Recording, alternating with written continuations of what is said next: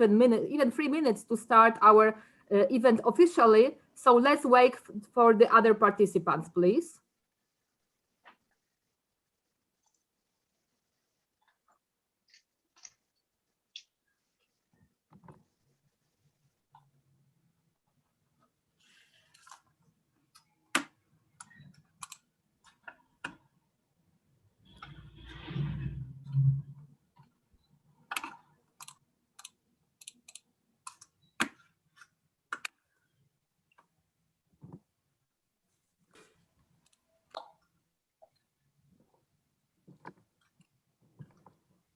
Good afternoon. Good afternoon. Hello. Hello. Okay, we have something like final countdown in a moment before the official start of the event. So let's wait for other colleagues. So we are live on YouTube as far as I can see. Yes, because we have audience on YouTube indeed. But our direct participants, you are all invited for this platform. Okay, perfect. It's easier to manage this in this way.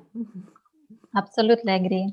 We have a big experience from last semesters, yes, with online education and scientific activities. So we tried this formula of scientific events before. I think this is the most efficient for all of us to involve only the direct participants to the platform and the rest, the audience, to stream for them. Yes. Okay, so could you please share the name afterwards of the YouTube channel? Yes, we send the information to the people who are interested in, but we expected that all people invited by us from other universities, they will participate directly. That's why I sent this link to all of you. No, I mean, could you please share the name of your YouTube channel?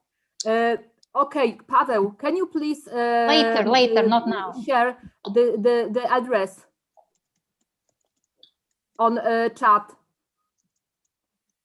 Paweł Sobczak, can you hear me? I'm speaking and my microphone is muted, and I am. Paweł, please share the address I heard everything. Yeah, streaming, I will put the link. Yeah, I will put chat. the link on the chat and give me. Okay. 5 seconds and it's 1 p.m. I guess we should start punctually. Hello, everybody. I can see the most of you on my screen. So, dear professors and dear students, can you please mute your microphones? Okay, and mute your microphones. Okay, so dear professors and dear students, on behalf of WSB University authorities, I would like to welcome you all on today's online debate. Many thanks for my colleagues, professors who have prepared student teams for participation in this debate. And I would like also to thank the students for their commitment and the time they are spending with us instead of taking a break from the online education, I guess. I hope this experience will be valuable for all of us. I would like to welcome the colleagues from the universities.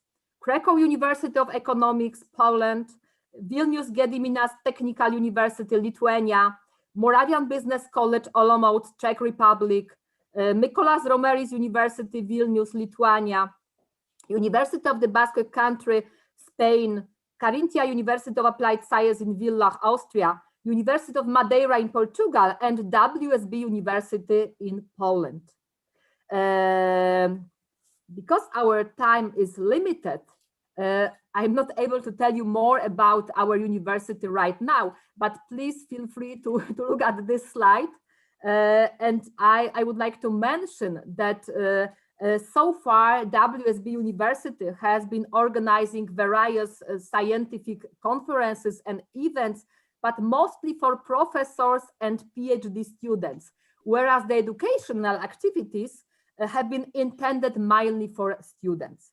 On the contrary to these previous practices, this conference is a little bit innovative because this conference aims is to draw professors and students' attention to contemporary challenges that university face towards the dynamic of labor market.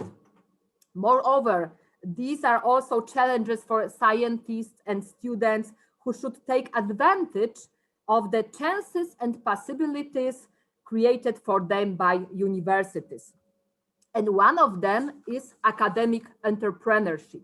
This is our today debate topic. And as you know, this issue connects the academic world and the world of professionals.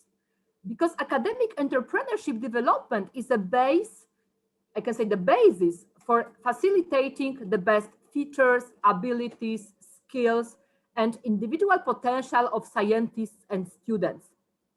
So far, we haven't had the possibility to get to know how it works in other countries, but Polish universities cooperate with all the entities which affect the labor market, especially with entrepreneurs and employers. They are our crucial partners in educational program development, but they also cooperate with us in other fields of create challenging opportunities for students and scientists. We are satisfied to notice that our scientists and students are more and more entrepreneurial. And that's why we decided to focus today just on academic entrepreneurship. Especially at our university, the scientists, this is our specialization, that the scientists link the academic activities with the professional careers in business, public administration, non-governmental organization, and they are also involved in social and commercial projects. As far as the students are concerned, they often link education with work. They are employees or they run their own businesses.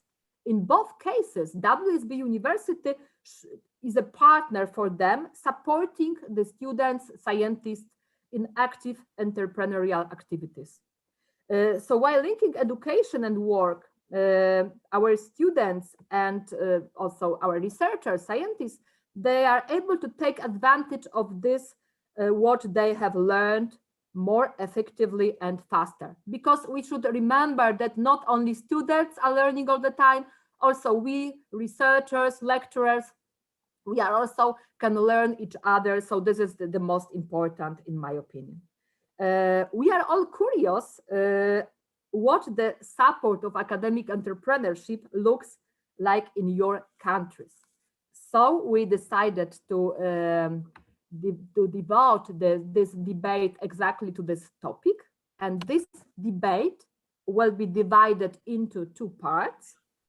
In each part, we plan 4 presentations. And after these presentations, we plan 50 minutes discussion.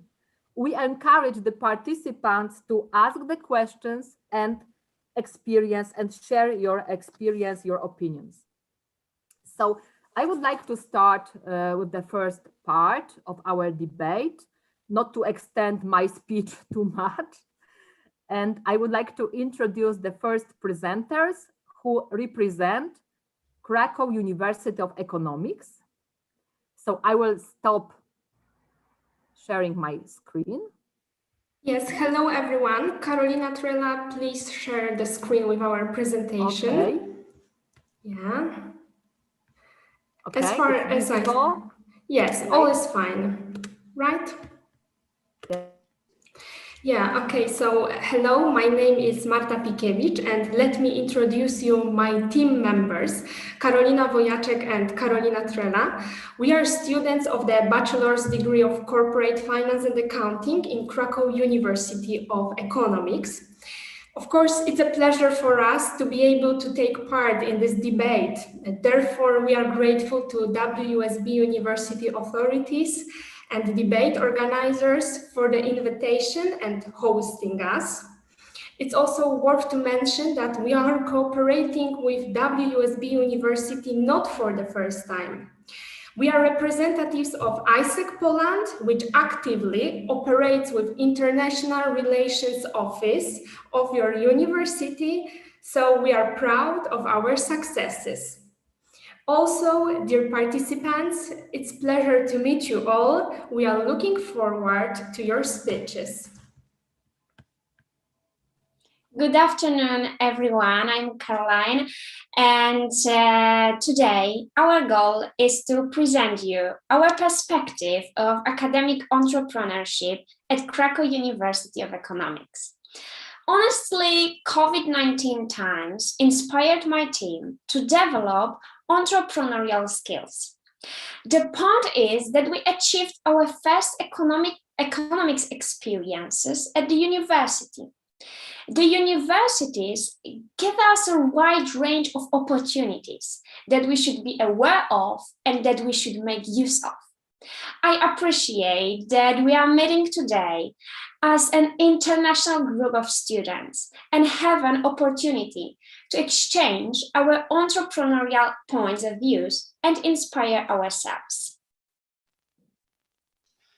Yes, so good morning. Krakow University truly believes that by engaging in their students' talents, we can develop solutions to the world's most pressing problems. So as Confucius said, I hear and I forget, I see and I remember, I do and I understand. Getting Krakow University of Economics students to truly understand and earlier understand the issues of entrepreneurship can decrease the amount of the failure problem and allow us to solve the problem of the nation. So we need our youth to understand how to develop, how to pitch ideas, and how to get the limited resources to support those ideas. And I am truly happy to be able to say that I'm part of a university, a Polish university, that believes in empowerment and giving the students the appropriate tools to succeed, to become successful entrepreneurs, to get the life that they dream of, to be actually happy.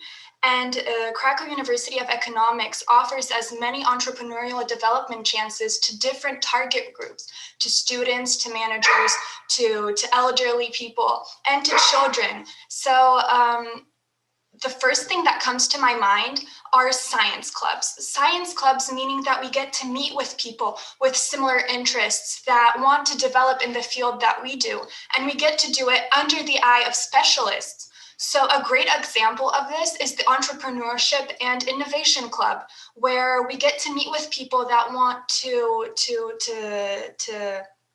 make their own businesses, to develop in that field. And by collaboration with training companies, we get to organize free training sessions for our students. And another great club that we have is the Capital Market Research Club Index. So the main activity of this club is the organization of conferences, scientific meetings, and discussion panels on financial and economic matters. And some of the projects are further additions of projects that we've already held in the past, such as Investment Academy, such as Index Academy. And thanks to its activity, the Capital Market Research Club Index has a recognizable brand, and former members of the club make careers in major financial institutions in Poland and abroad.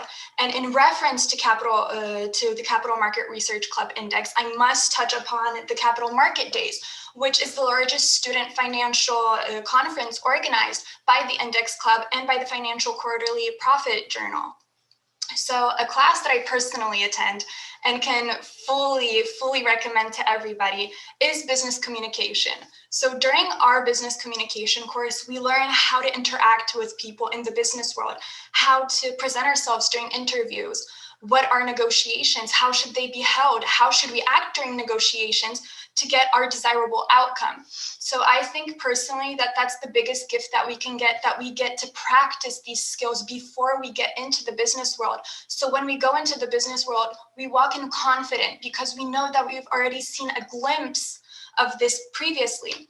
And another amazing thing that lets us develop in the business world is that the university constantly allows us to have clashes of students of the scientific clubs. So a great event that's held in our university, and it's a well-known event, is the Oxford debate between the Data Analysis Club and the Accounting Club, where we get to confront students that are worthy opponents because they have the same interests as us and great knowledge. So we get to also practice for confrontations in the business world, for meetings, for conferences, for perhaps debates. And it lets us practice before we actually step foot in the business world. So that's a great asset for us. So I think that's quite enough about that. And I'll pass the microphone over to Carolina.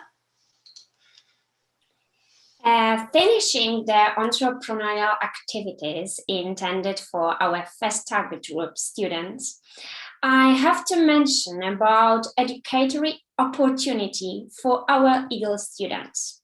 They can broaden their horizons in a WISE program. WISE is multi-directional individual educational path for the extremely gifted students.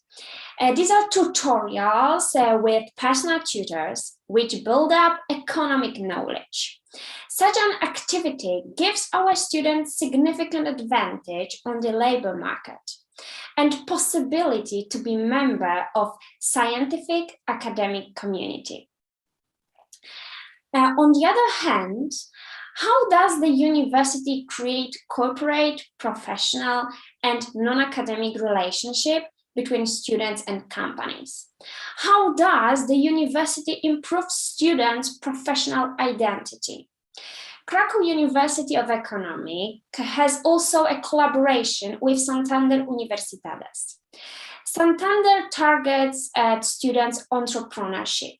This organization supports tertiary education and grants scholarship. Euroclear Bank Academy is another opportunity for our students. It's a series of lectures in English conducted by Euroclear Bank's specialists. The academy is dedicated for students interested in entrepreneurship. A certificate of complementation is given to each participant.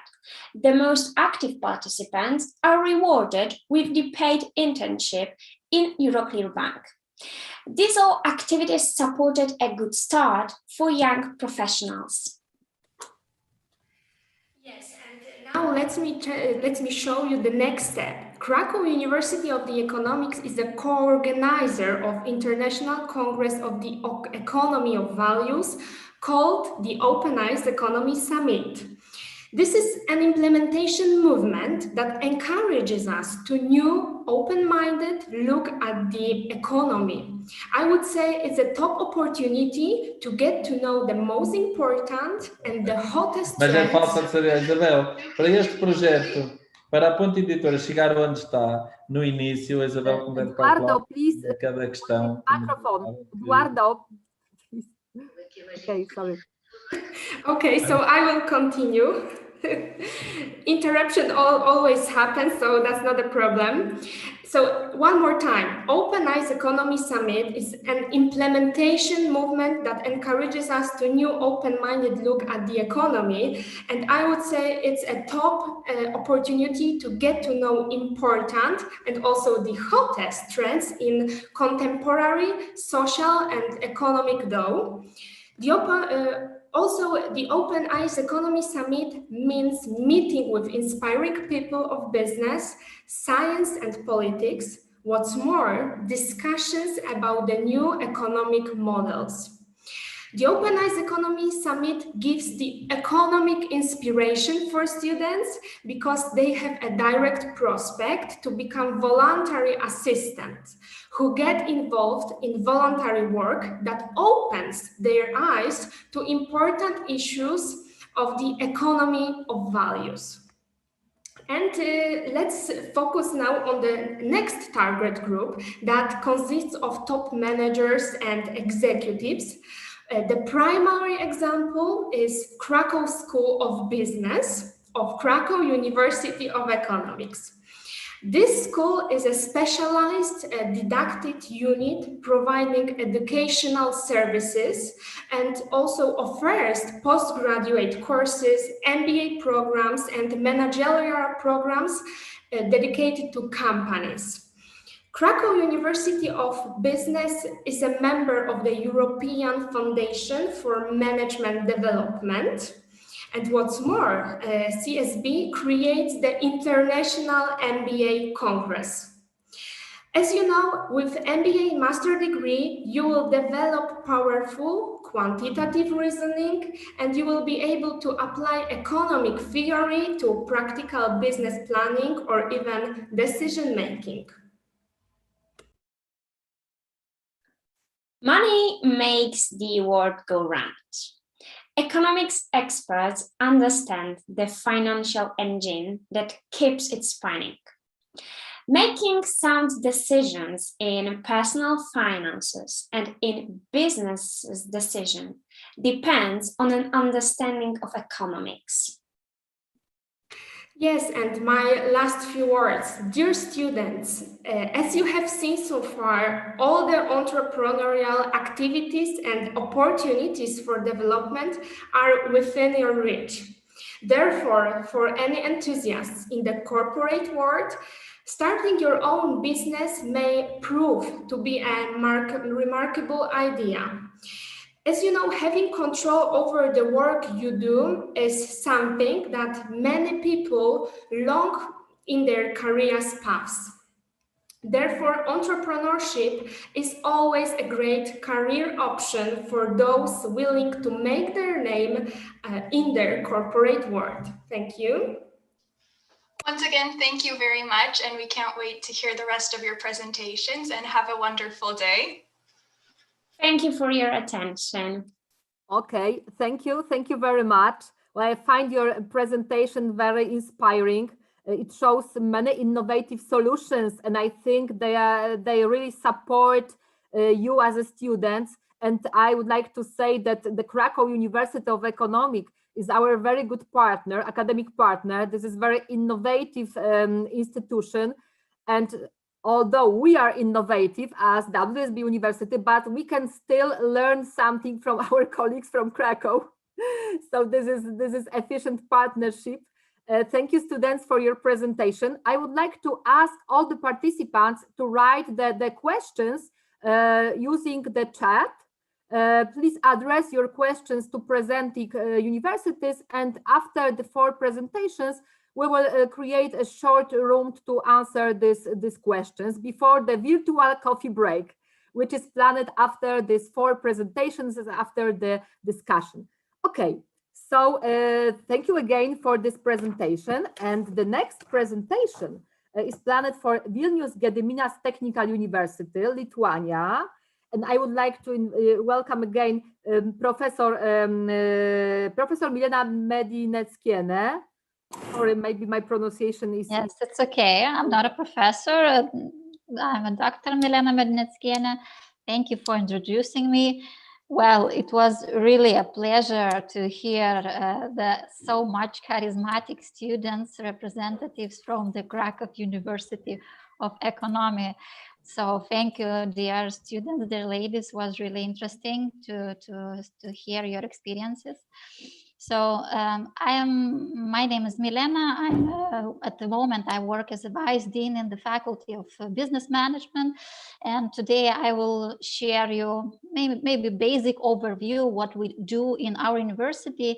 So as we actually are being involved in quite a lot of international projects, like Horizon projects, which we serve as a consultancies, of those who work as an experts for Balkan countries or for the Asian countries, as a consultancy for integrating the entrepreneurship in their universities.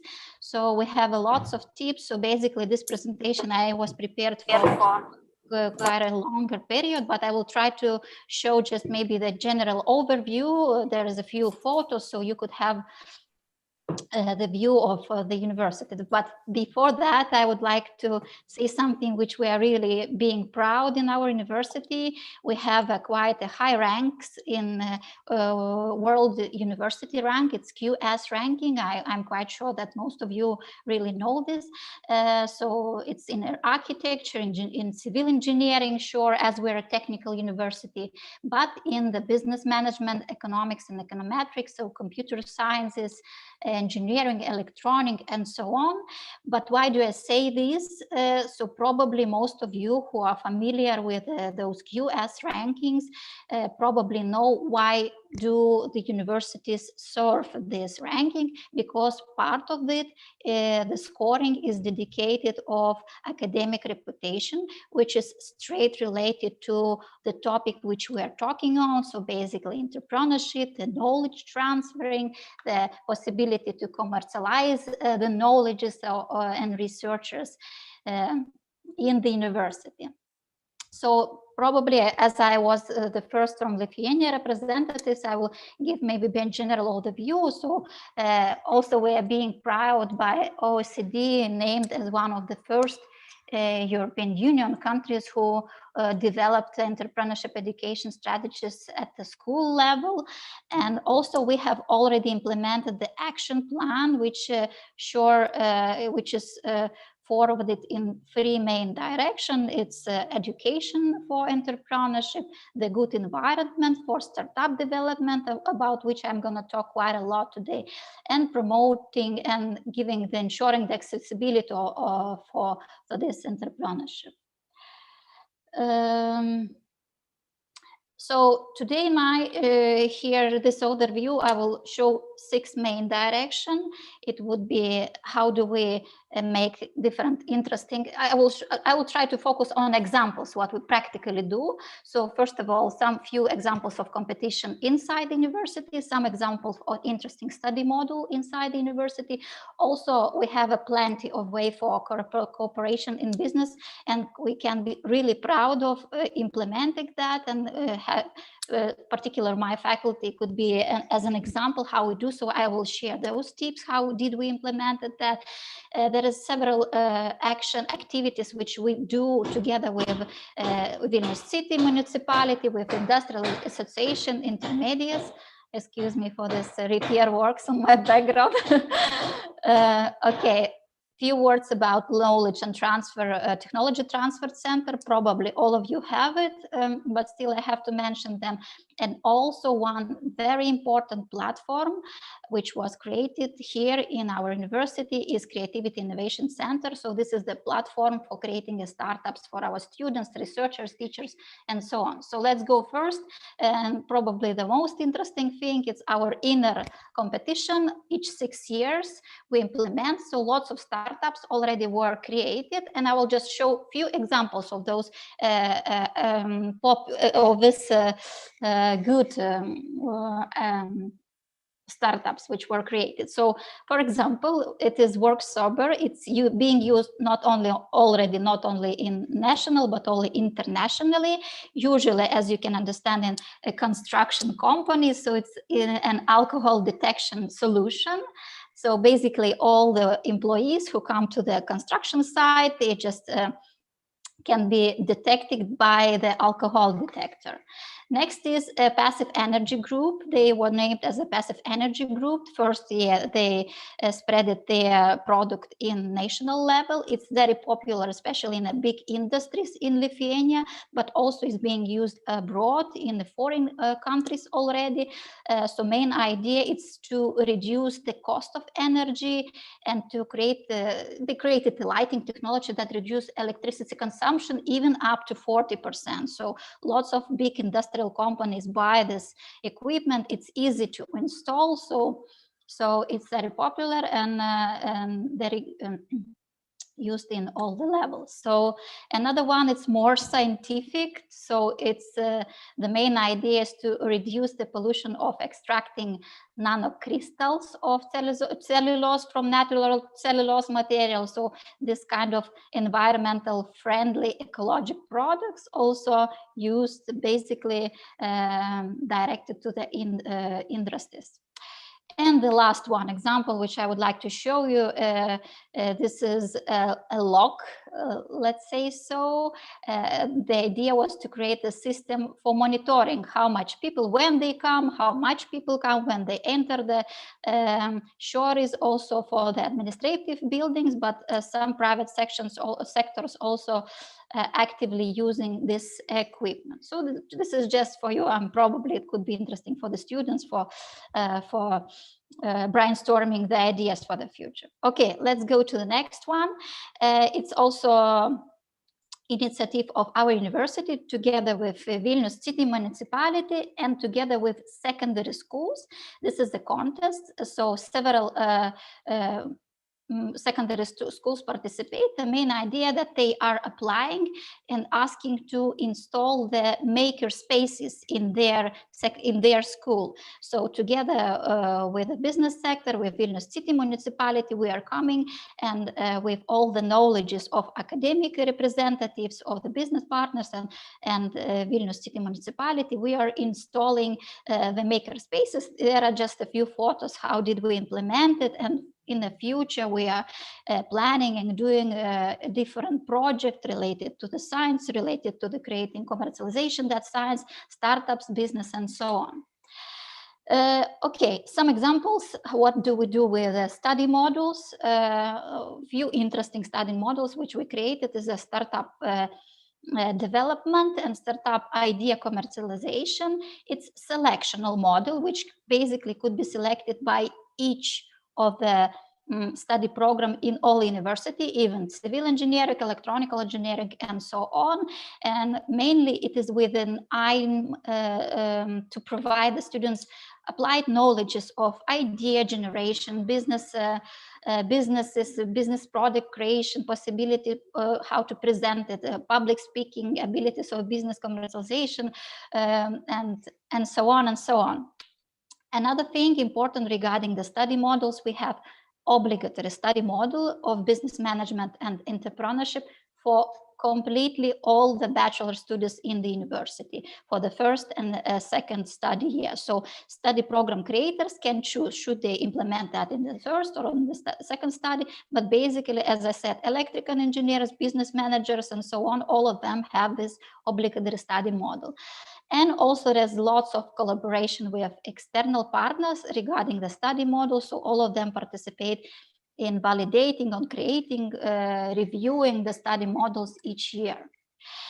Now I will go straight to the business partnership to get straight to how do they collaborate with the university. So there are several directions. First of all, teaching. So business representatives really comes to, it's very much popular. If you could ask me, oh, only in my faculty, at least we have, I don't know, 3, 4, or even at least I can say 5 in active period of study representatives from the business, because they come here in teachers and students, all of are interesting to invite them. Usually we collaborate so close, each in the start of the year, they are just sending the list. For example, all the banks or representatives from the big companies, they send the list of the topics and they come and we invite them to come and give an invited lecture related to the topic of the lecture we are giving to the teachers. And vis-a-vis academic exchange, I mean that teachers also go to the business companies, having a workshop, so getting an experiences. Another direction is research. So we have implementing the research together with the business partners, with our research centers and so on. And we shouldn't forget the business modeling to the development and innovation. I will tell about that later. So we are being proud to have, I could say, even more than 500 partner companies in the university, some of them with the contracts, another one without contracts, but they are basically interested in collaboration from their side, and we are interested for sure, but from their side, they are being the first who come to university and find the best one, students like your ladies from the Krakow University of Economics. So they can come, they can present, they see the active students who ask the question, and they can offer, first of all, practice, and then offer a good position. So each year we are co-developing the curricula together with the companies. As I said, the different lectures, seminars together with business representatives. Also, we have interesting training courses from the business partners, like building information modeling, aviation courses, as we have Aviation Institute inside the university, IT training courses, and so on. Clients, we also have the Link Manufabrik, the platform where we're trying and helping to find for the students already the first clients, and then after that giving them the way to the big market. Clients for research and development for our researchers inside the Vilnius Tech University, and lots of different activities I probably could share afterward this presentation, and you could take a look. I would just mention the most maybe interesting and important for you, and especially for the students. Now I will go to the fourth section, is entrepreneurship promotion activities together with industrial partners, so on national and international level. And first example is Futurepreneurs. We name it an activity Futurepreneurs. It's implemented with another university, is Vilnius University and our Vilnius Gediminas University. But as you can see, it's international project because several companies, international companies, are participating, like Western Union, probably, you know, the big banks like Swedbank, Luminor, and so on. This is some fact. So around 1,000 applications of the students are participating there. More than 30 mentors. I will go straight maybe through how it's being implemented. First of all, the workshop from the high-level representatives of the business, academic, sometimes from the students. So next section is mentorship. So each student has a very high C-level mentorship from the business company in Lithuania, and also foreign representatives as well. And the most important thing, that in this project participates our teachers. So teachers who are participating, they are participating in the workshop, in the mentorship as well. And then all the material is acceptable and could be, not could be, but is obligatory then to use in their material for the students in the university. So it's a vis-a-vis, let's say, collaboration. This is some just slides about what kind of hours do they receive. Next is Climate Launchpad.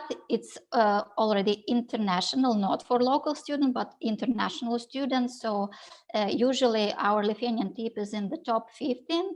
The main idea is it's rated with cleantech, with climate. It's largest green building business ideas competition, created for startups, creation as well. And another one is again with Vilnius City Municipality, with our Science and Technology Park Center, and another university, Vilnius University, and probably you know international company Cognizant, and it's related for our city. Vilnius has four main sections. It's clean, healthy, smart, and active city. So on the right side, you can see our mayor of the city and some pictures from our university from the final of the competition. So here already the pupils can participate, not only the students, creating their ideas just to for everything for our city Vilnius.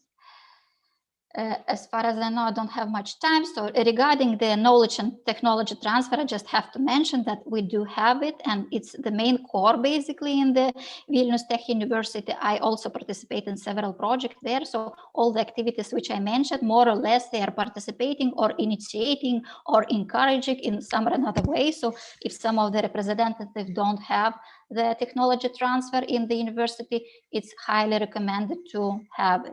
And sure, research centers, mainly it's related to engineering specialties, but still it's strictly related with an entrepreneurship encouragement of the students, and students are also actively participating.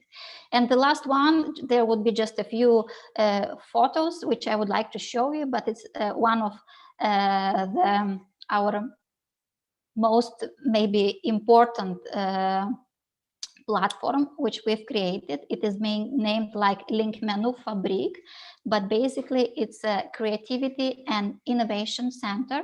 It's a platform for our students, for our researchers, for our teachers, for the business representatives, and they can come and try to prototype something they decided to create for the startup using the latest technologies. So we can give all the necessary infrastructure for them to help to evaluate the business perspective, analyze, is it possible to commercialize their product? And also we're helping to advertise the project.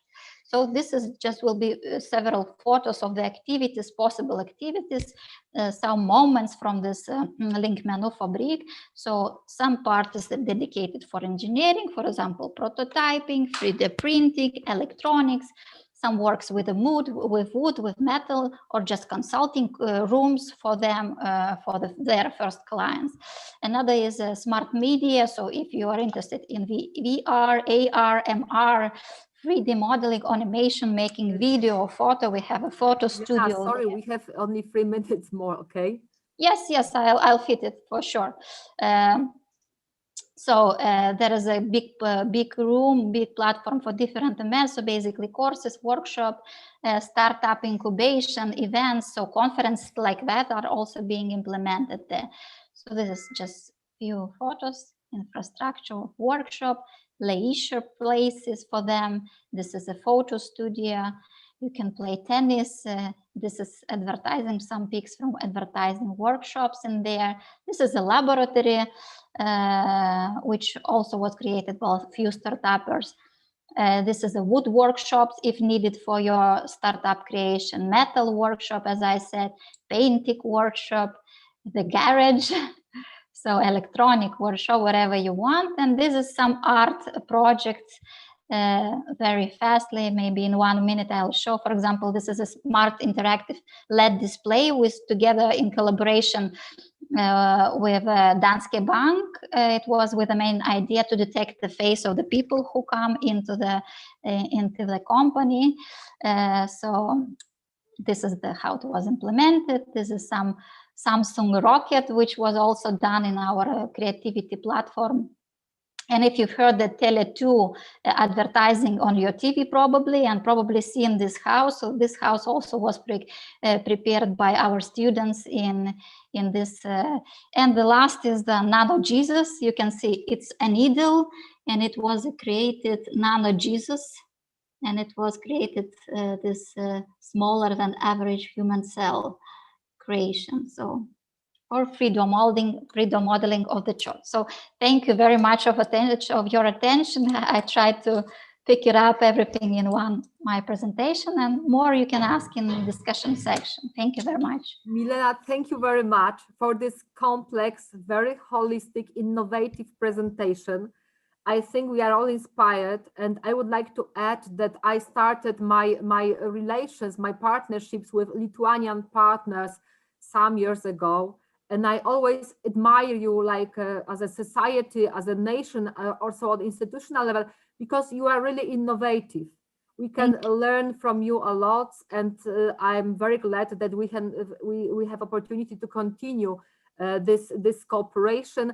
And I think they will have opportunity to ask you some questions after this round of presentations. So thank you for now. Yeah, I would like to ask for the presentation another Lithuanian partner, Professor Agota Riedre-Resene. Agota, are you with us? Agota is with students. Probably some of students will present. Agota. Yes. Hello. Yes. University is our very good partner in many projects, in many research activities.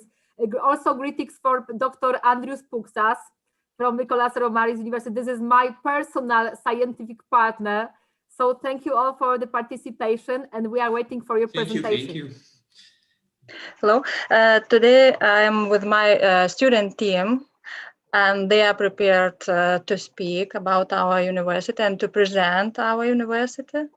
And can I call you, dear Greta? Where are you? Yes, you can upload your presentation. I am here. Hello.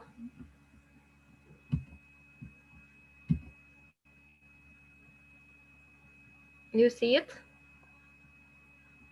Yes, we can see it, but you can now start the presentation, okay? Because we see the program. Okay.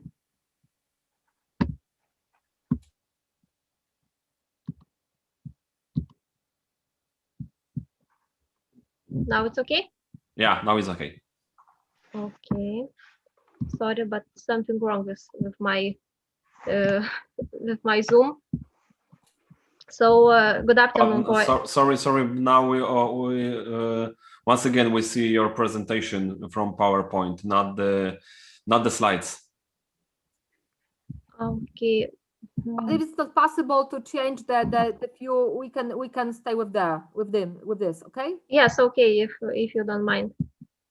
So good afternoon for everyone. My name is Greta. Here's also participating my colleagues Evelina and Jurgis, and we're students from Mykolas Romeris University. And today we would like to introduce you briefly to our alma mater.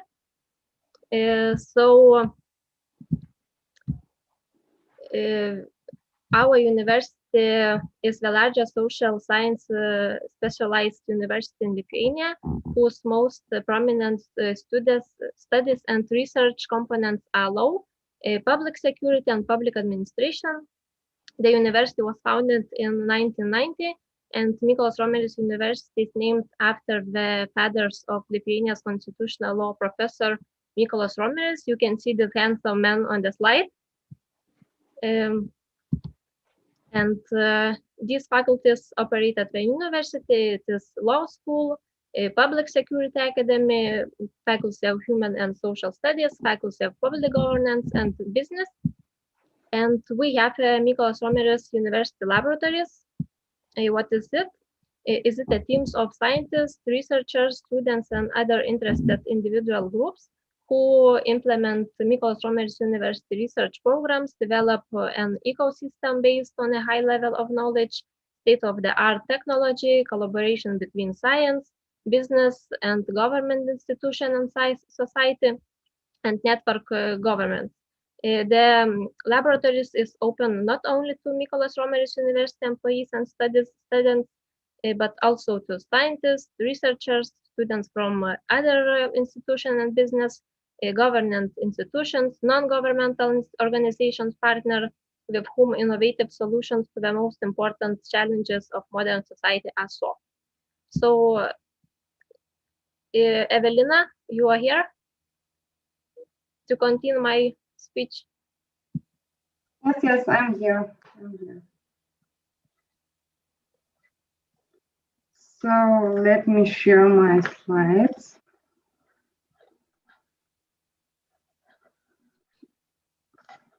Do you see my slides? No, well, we now don't. we see you. We only see you, not your presentation.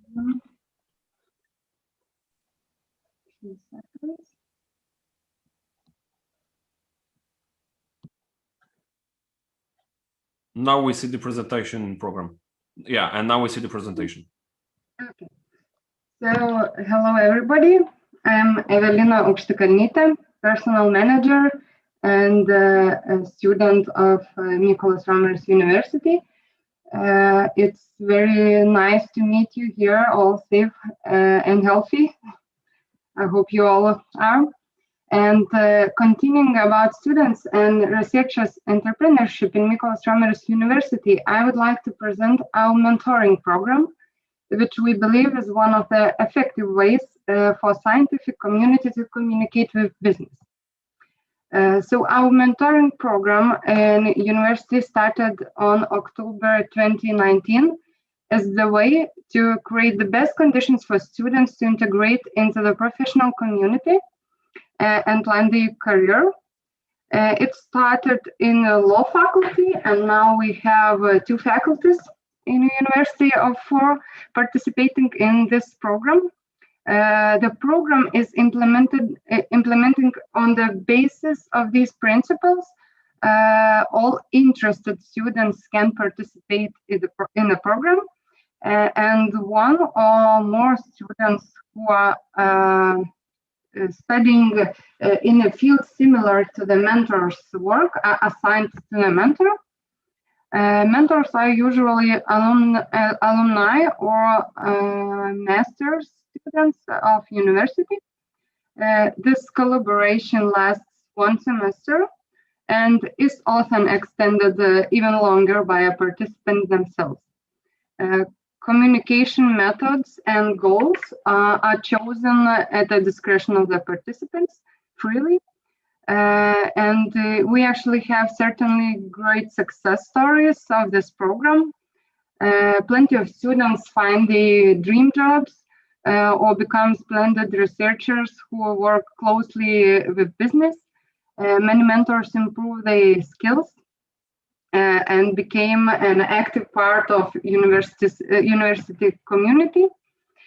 Furthermore, often for the participants, program grows into the friendship. So talking about the basic advantages of the program, especially for the students, there are many of them. For instance, students receive practical advices in the field of career and study. Also, they get valuable insights about the career opportunities, or even they get a job offer. And of course, it is a great possibility to expand the network of contacts. And since I'm the mentor myself as a personal manager at Teaching Center in Vilnius, I could say this program has many benefits for mentors as well.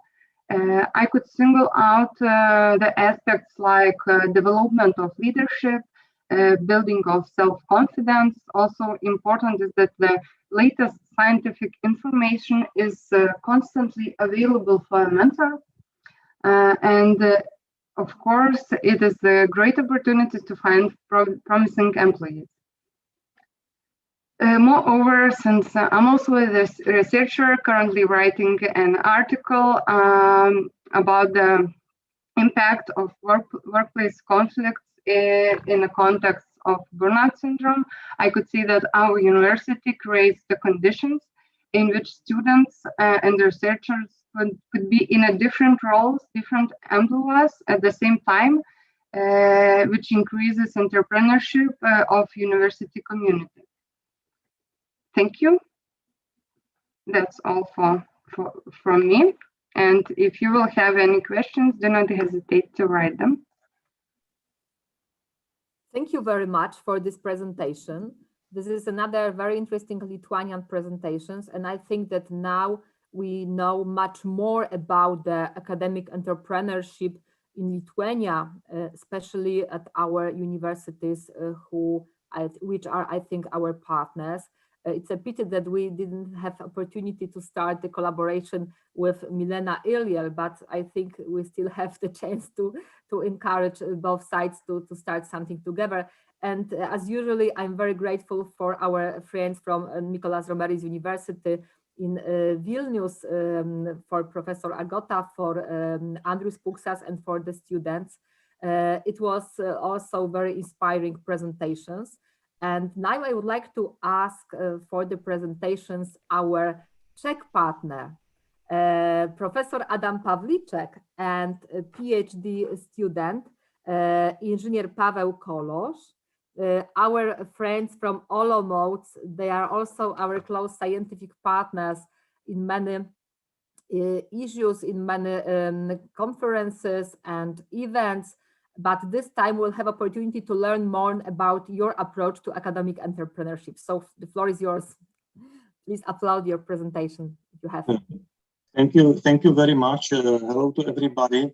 I have to say that I have heard a lot of very interesting presentations right now, and I actually don't know what to add. You are making so wonderful activities. So I have prepared with my colleague just a few slides, and we would like to show what is the, let's say, traditional approach to support of students' entrepreneurship. And then later I would like to suggest such a maybe a little bit innovative approach. However, I would say that there is certainly a big difference in the approaches of public state universities, big universities, several faculties, and a very different approach of small private schools, which rather support the development of public market, development of very, very small enterprises. I used to cooperate with several schools in Czech Republic. Let's share the presentation.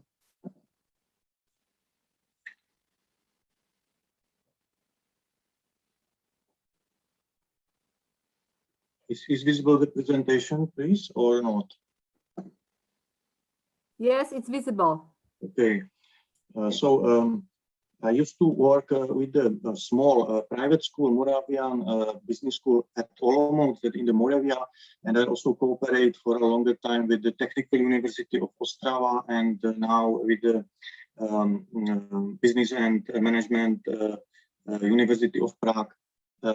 I would say that the very difference is in the approach of technical schools and the management or business schools, because technical schools have more closer to industry to support the communication and work with the industrial companies.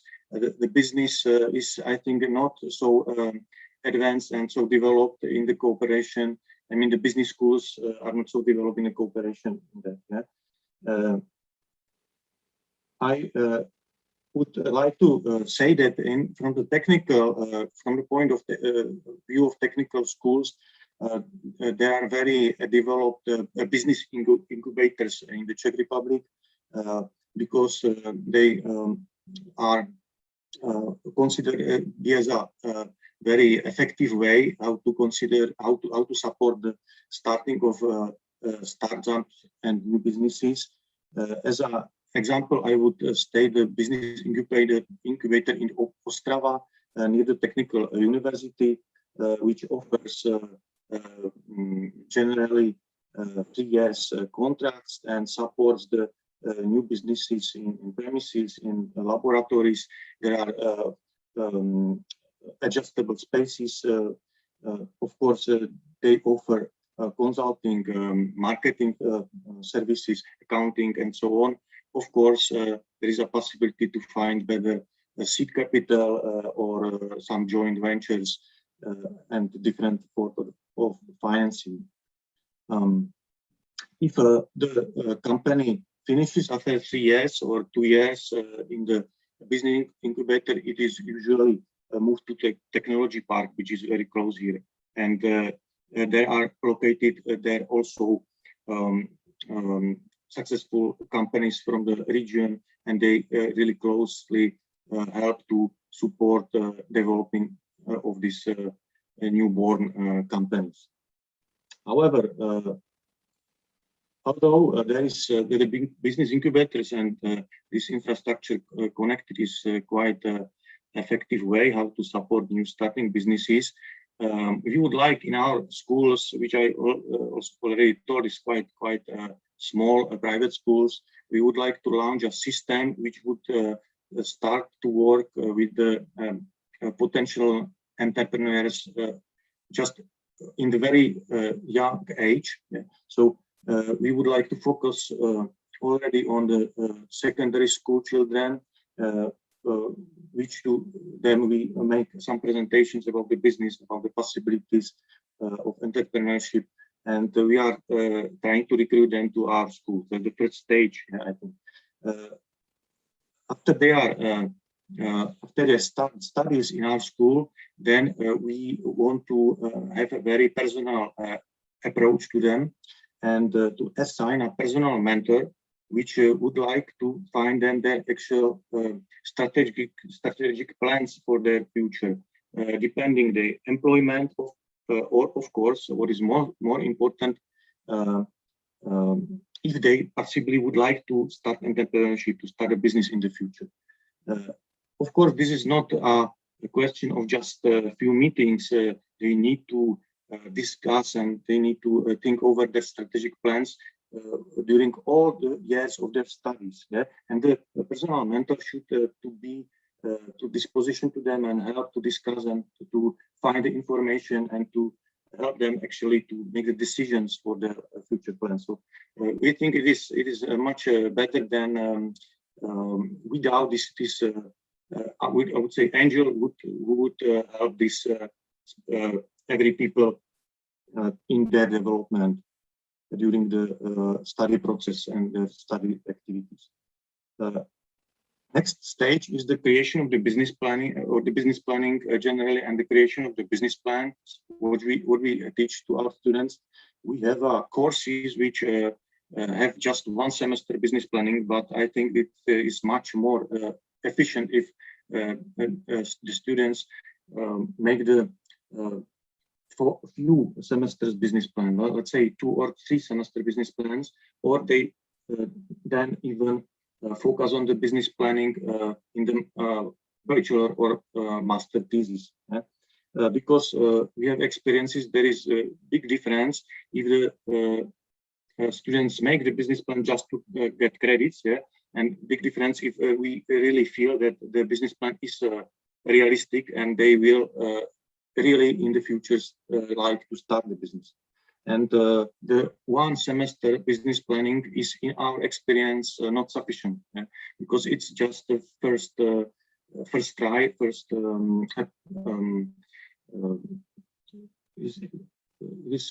just the academic activity, not the realistic focusing on the planning, which needs to repeat the ideas.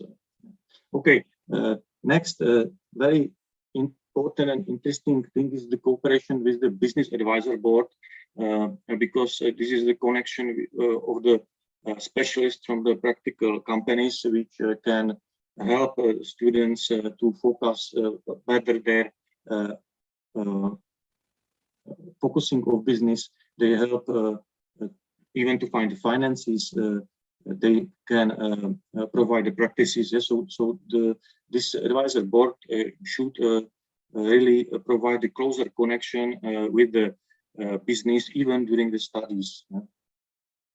So after that, in the last year of the studies, either the bachelor or the master, there should be some kind of presentation of the final business plans, which should be presented to investors, and there should be some kind of competition for the getting the funds for the realization of the business plan. And then we expect the real creation of the startup or the spin-off, and then starts up the function of the business incubator and incubation process. Okay, we expect that, of course, after realization of these steps, and after some time of successful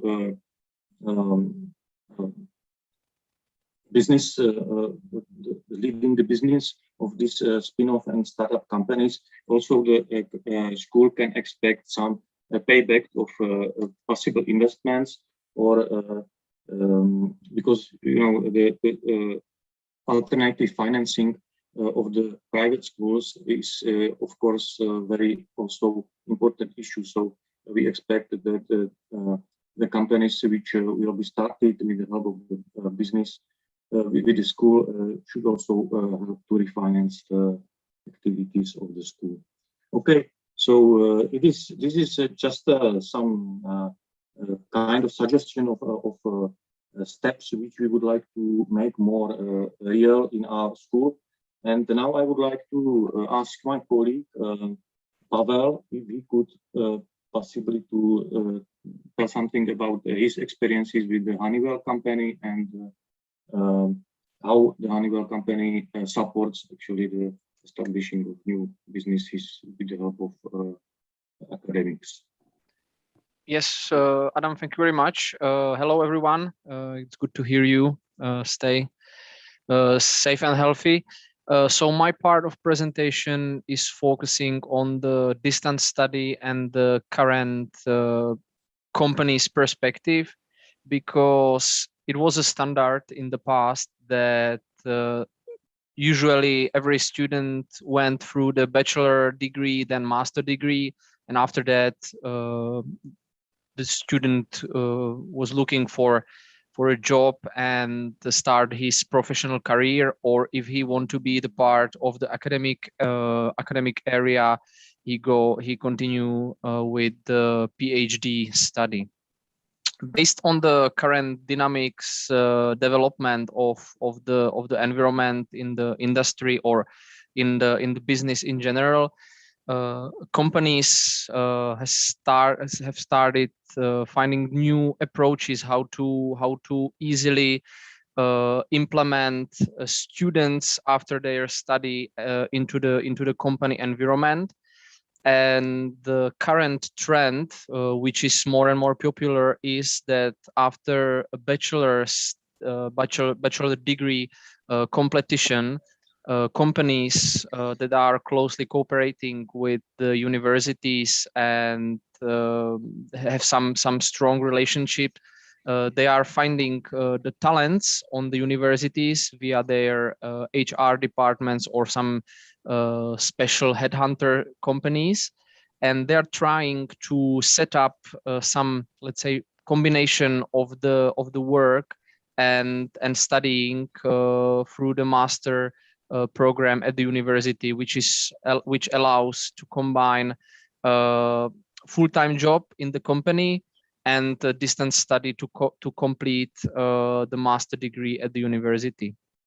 The master degree in Czech Republic usually takes around 2 years. So this 2 years period allows companies to introduce students into the job area, into the job environment, to introduce him all connections, all processes, etc., which are important to understand the environment of the business. And together with that, the companies support students with the completion of the master degree, and usually the master thesis is connection with some part of company problem or company project or some specific research which is under the student responsibility as his standard job responsibility. Also, the very popular trend is that companies offers some study vacations for a student that are fully paid by employer to have a time to go through the lectures and to do the all important exams, etc., etc. Related to the PhD programs, this is not currently really required or needed for employers in Czech Republic. There are some specific areas, job areas that really need this, but it's it's very popular for some technical areas like materials engineering, design engineering, structures engineering, etc. So for the parts of for departments that are working or some complex company researches of development. So this is not really needed, and still the most important for the companies is to have a bachelor and the master degrees accomplished. If we move to next page, I am describing my own experience because, as Adam mentioned, I am still a PhD student in Ostrava, and I finished my bachelor degree in 2016 on Vysoká škola Báňská Technical University.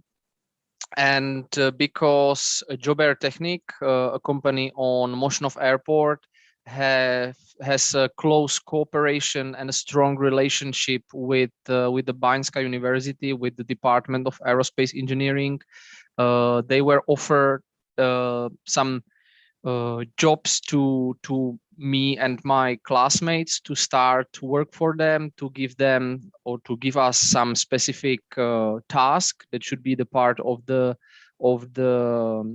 master thesis, and they give us all the time that we need to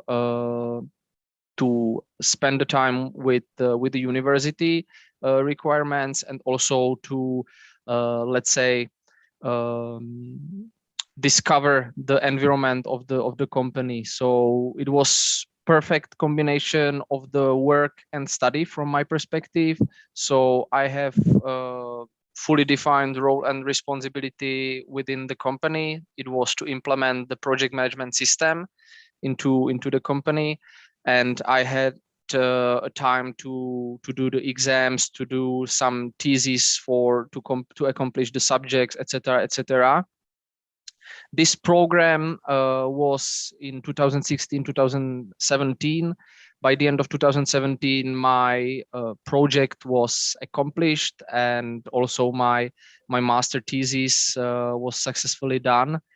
And even if they offered to me to continue and work for them, I decided to move into the Honeywell, where I'm working since 2018 till now as a project engineer for the whole EMEA region.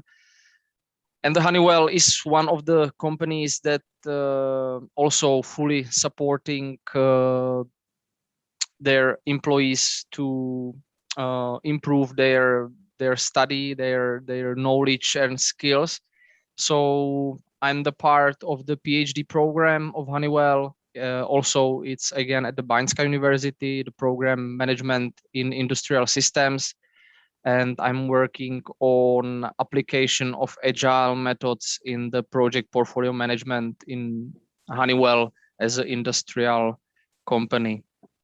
So from my experience, it's a great combination to complete the bachelor as a standard on the daily school basis, and then after that the master degree to be completed in the combination of some job and the distance study. So I would suggest it to everyone, because then it's easier to understand the environment. So that's my experience. That's all from my side. Thank you very much. Okay. Thank you very much, Professor Pawliczek and Mr. Kolosz. It was really inspiring.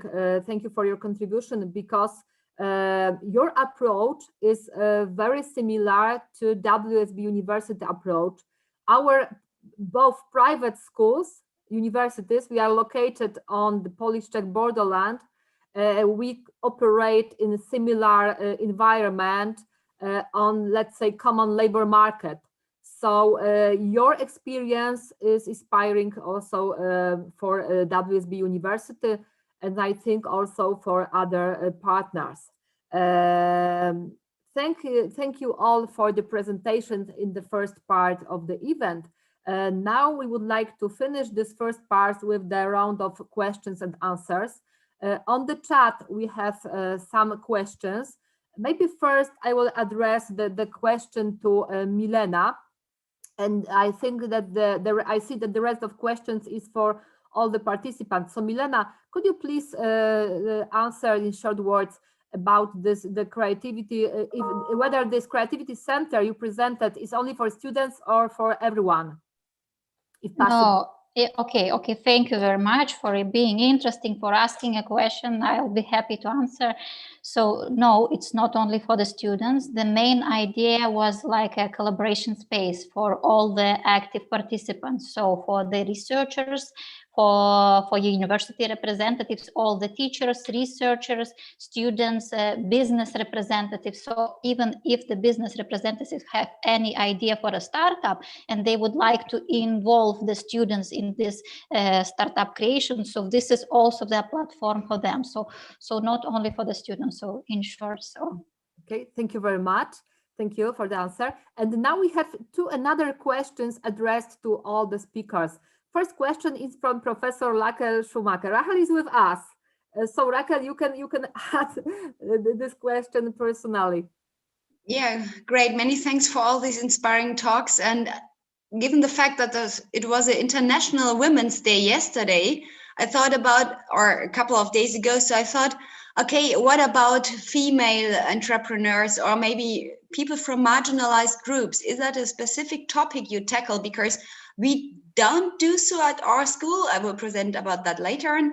But I think this may be a niche, and I'm interested to hear about your experiences, or if you know anything about that, or even if it's not given yet, if you think that could be a niche for the future to be more engaged for migrants, marginalized groups, women, whatever. Okay. May I ask Milena, because you were first presenter? Absolutely, I can answer. I just don't want to take, all the time.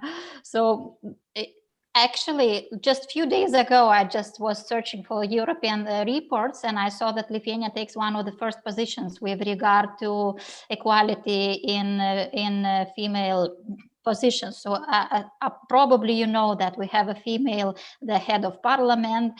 We have lots of leadership positions in Lithuania, in politician and in university as well. So, for example, in my faculty, I don't know, 95% are representatives women. So basically, we do not do anything really more with regard to that, because we are in quite a good position. I don't know how what should say my colleagues from Mykolas Romeris University, but we don't have any specific subject or any specific project with regard to, you know, the equality for the female in the leadership position. So basically my answer is no at the moment, but previously, yes, we've made a lot of action and now you can see the results. Okay, thank you very much. And what about Mykolas Romeris University? I could say the same as Milena. We actually have a lot of women in leadership. The head of our university is also a woman, so we have like inspiring view of the woman in the leader position. So my answer would be no, but I think it would be a niche, and in the future we could think about some projects. Okay, thank you very much. And I know that our colleagues from Krakow, they are very active on this field. So I'd like to ask the students to present us something about your activity regarding women entrepreneurship. Yes, so Krakow University of Economics doesn't have a specific program just for women, but they do believe in empowerment and in equality above everything. So as my friend will be saying in just a second, we have different programs such as the Erasmus program, which involves all people, and men and women have equal rights to have higher positions. And I think that we're motivated, highly motivated to take part in everything, and we're not discriminated whether we're man, woman, or where we come from, really. As you can see today, three women are representing the University of Krakow, so I think that speaks for itself. So Karolina, do you have anything more to add? Maybe I want to add that our university offers courses in English, so I think it's an amazing opportunity for students from abroad. For example, last year we had a girl from Asia, and she doesn't speak Polish, so she can attend our course with us, and I think every student were extremely, we were extremely happy to have her with us. Marta, maybe you want to add something more?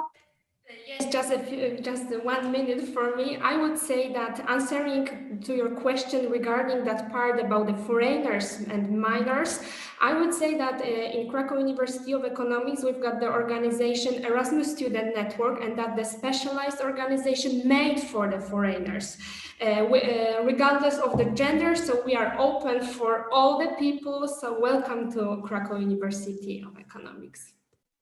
Thank you very much. And what about our colleagues from Czechia? Any specific experience, Adam? I would say that we offer, I think, the same chances to female and males, yes, so women and men. So we, in my experiences, mostly men would like to launch business. There would be probably a higher percentage, but we do what we can to support also women to start businesses. Yes, so that's just answer from my side. Okay. Thank you very much. And we have another, I think, very important question, because when I analyze the situation at my university, we still have the problems with collaboration between the researchers and students in preparing the final thesis, especially when these theses are focused on current practice problems. So they are not theoretical, but there should be more and more practice. There are also expectations from our partners from business. So sometimes they ask the university to order the students preparation of final thesis based on their problems and to find the solutions for them. So I think this is very, very important questions. And maybe I will start with Mikolas Romaris University, because this question was sent by Jurgis Vilkas. Yes, so maybe say something at the beginning about the situation at your university, and then we'll continue with other speakers. Yeah, I just wanted to broaden the question and said that not only on the final thesis, but also preparing the research and the articles for scientific journals, academic journals. So basically, in my experience, the research what I'm doing now is for my master thesis. I'm in collaboration with my master supervisor. And I would like to say that in our university, my main point was that the research results I could use in my work experience and my daily work life. So as I'm working in the public administration institution, and now I'm studying the project management, and my master thesis is about inter-organizational cooperation capability. So it's very interesting to do a research in my workplace and see how organization can cooperate with each other and what capabilities are needed. So I'm very thankful for my master supervisor, which is Agata Giedre, and it's nice that she put me on the right way to do a research. She point me in the right literature, and I'm doing my best with my results, and I am hoping that in the future I will use these results to improve my work experience and etc. And if I may add about the previous question about women programs and etc. So from my experience, I had just one group mate man in the project management, and as I remember from the studies together with leadership and change management group, I don't really remember that there were any men. So I think that that is a good point, and we see that women are getting into the leadership. So that's all from me. If you have any questions, don't hesitate to ask for our university. Okay, Jurgas, thank you very much. And I would like to ask whether other speakers would like to tell something about the rules of cooperation between the researchers and students in terms of final thesis, but not only. If I can add, Joanna, I want to also add about regarding the previous, because there is lots of participants also watching us on YouTube. It doesn't mean that in Vilnius Tech we do not work on equality questions. We have an important and big international conferences together with the business partners, together with an international university. So we are talking and we are implementing the projects. We prepare the presentation on those conferences. But as the question was regarding the specific programs inside the University for Female Entrepreneurship, so that's why I answered no. But again, here I would like just to show the practical examples. How do we implement this researchers collaboration with regard to the final topic of our students? So basically, in the start of the year, obligatory, we ask each researchers in our faculty, and each teacher, so they are researchers, should be researchers and are the researchers basically, to provide the topics for our students. So we do it twice a year in the start of the semester. We are asking for the list of the topics, and then we send these topics to our students, and they are choosing one of them. And usually those who provided the topic are being nominated as a consultancy for, not probably the supervisor, not always, but could be a consultancy for this project. So just a practical input answering this question. Thank you very much. And what about other universities? Our Czech colleagues would like to say something?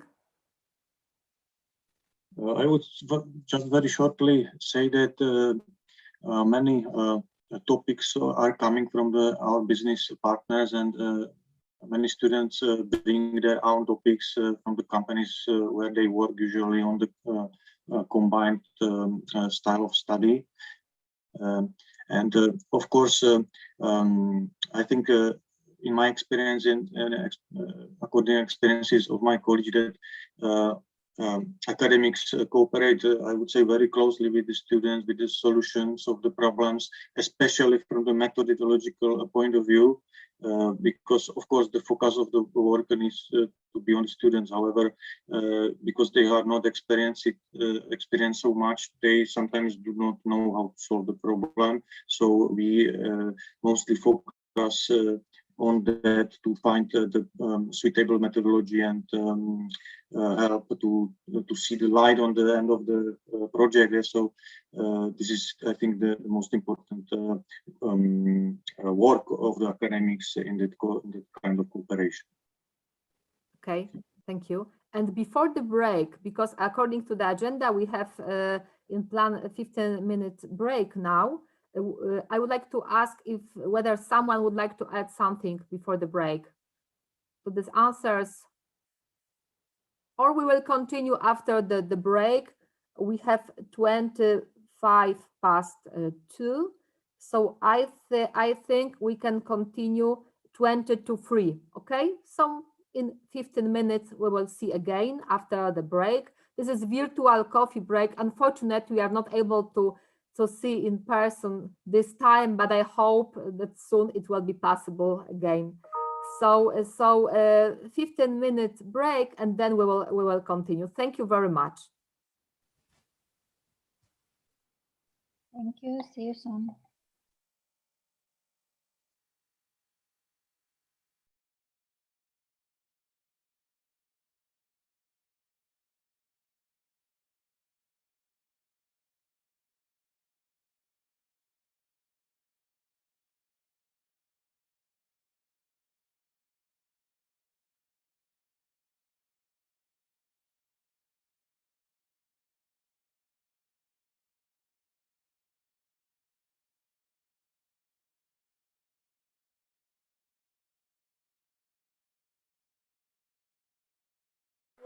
Paweł, koniec?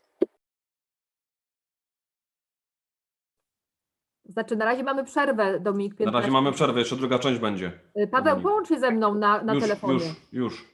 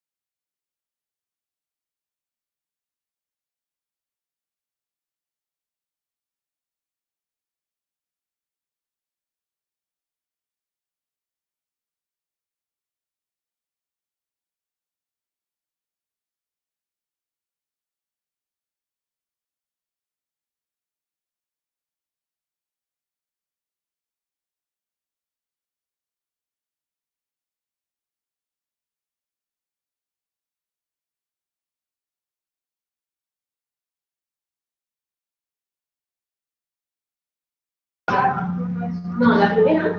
Tú dices la primera. Bueno, ahora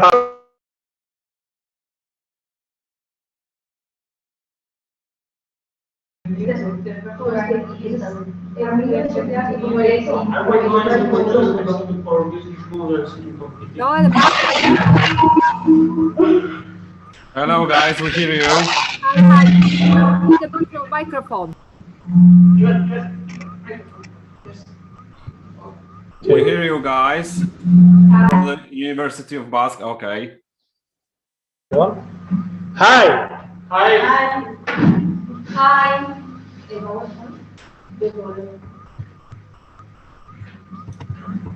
It's nice that you are with us. Do you hear us? Yeah, we hear you. Yeah, we hear you. Okay, perfect.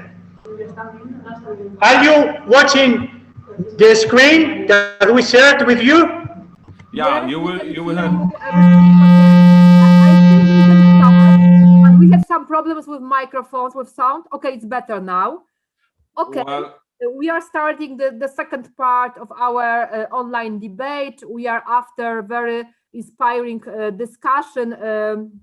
In the first part, I hope there will be similar atmosphere in the second part. We will start with the presentation of our colleagues from University of the Basque Country, Bilbao, Spain. So please, colleagues, upload your presentation. Well, we see your screen right now. Yes, we see your screen. I see myself. I can see myself. Okay, now we see your presentation. So the floor is yours. And turn on your microphone, okay? Because we muted your microphone because it was a little noisy a few seconds ago.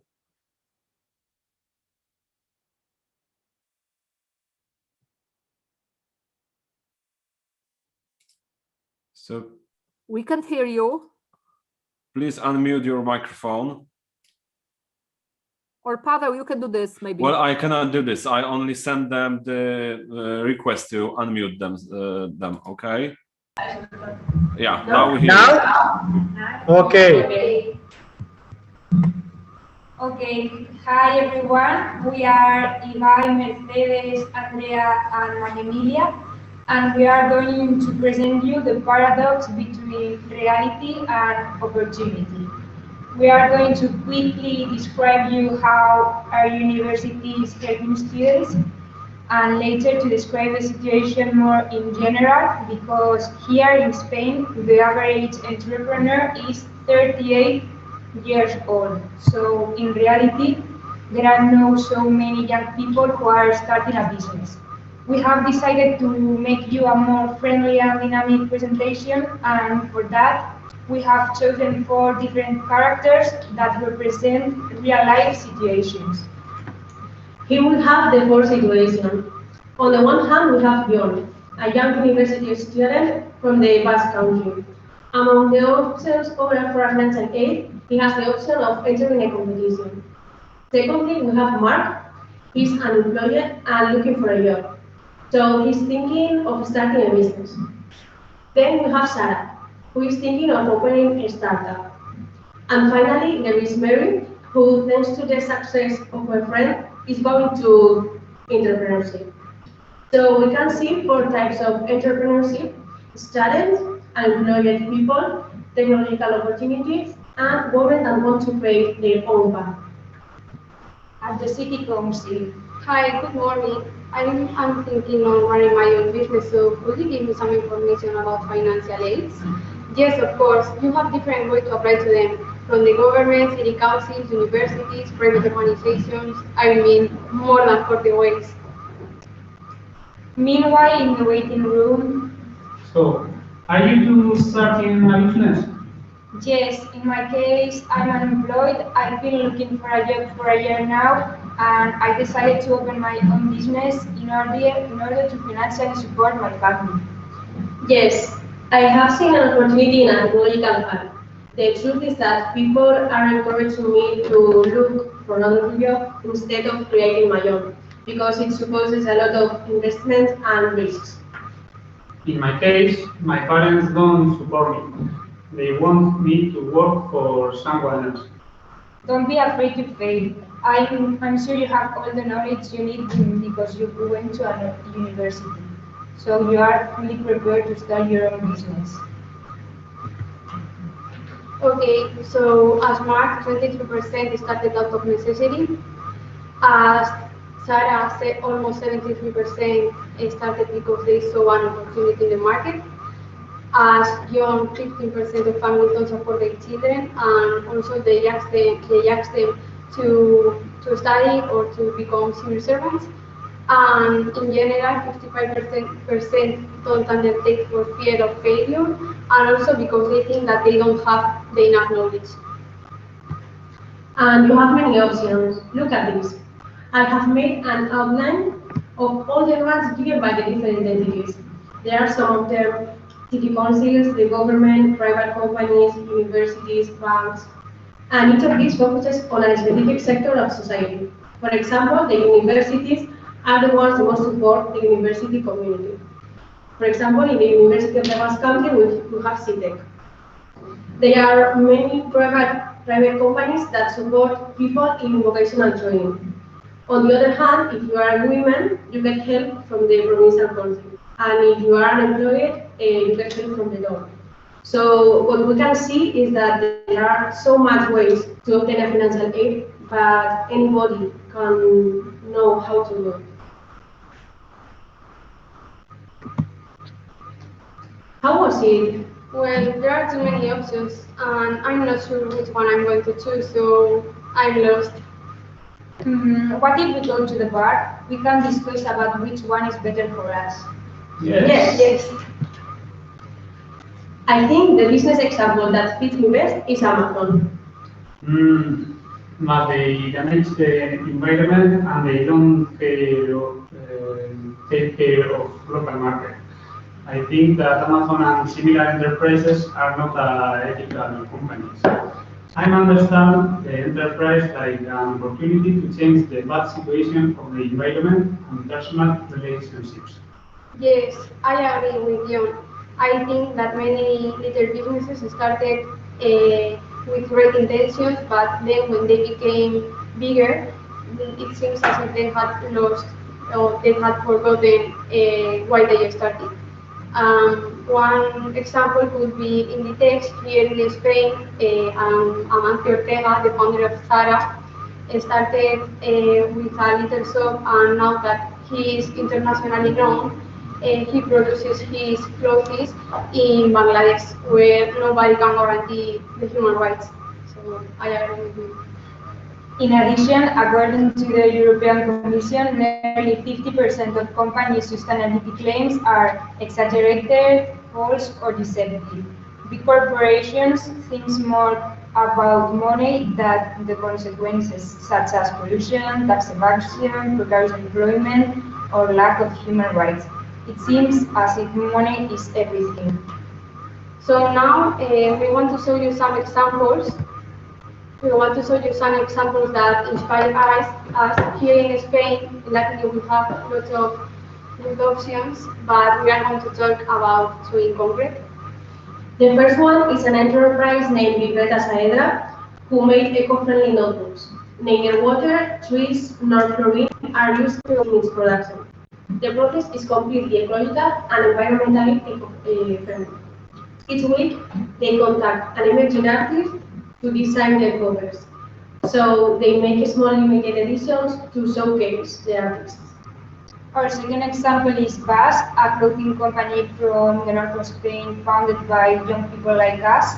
They sell ecological clothes that take care of the environment and people. And they also make a lot of initiatives for cleaning the oceans or standing against fast fashion.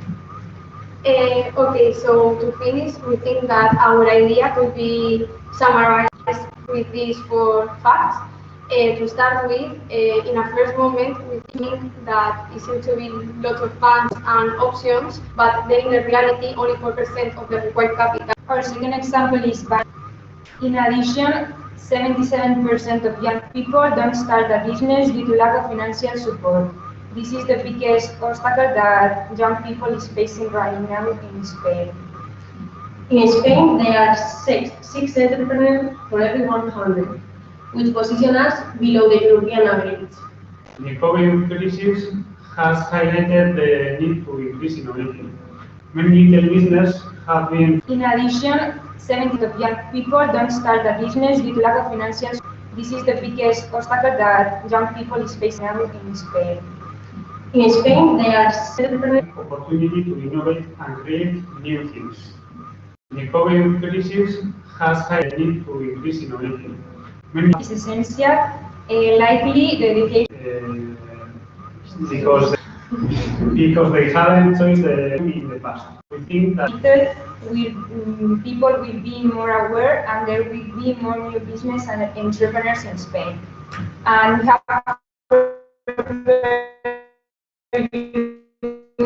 two questions for answering. Continue basing your business models in competitiveness, or should we promote human relationships and sustainability?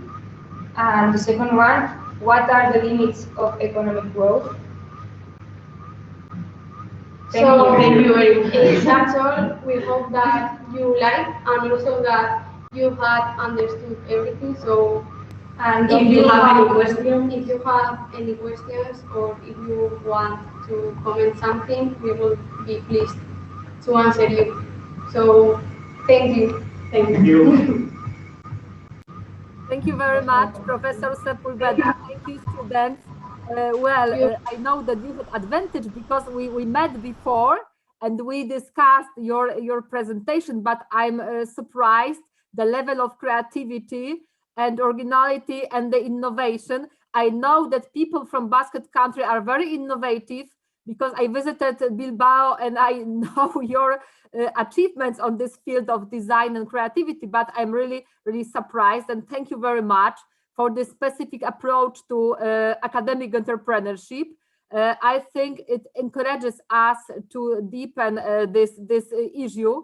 So I think that the time for questions will be later after all 4 presentations.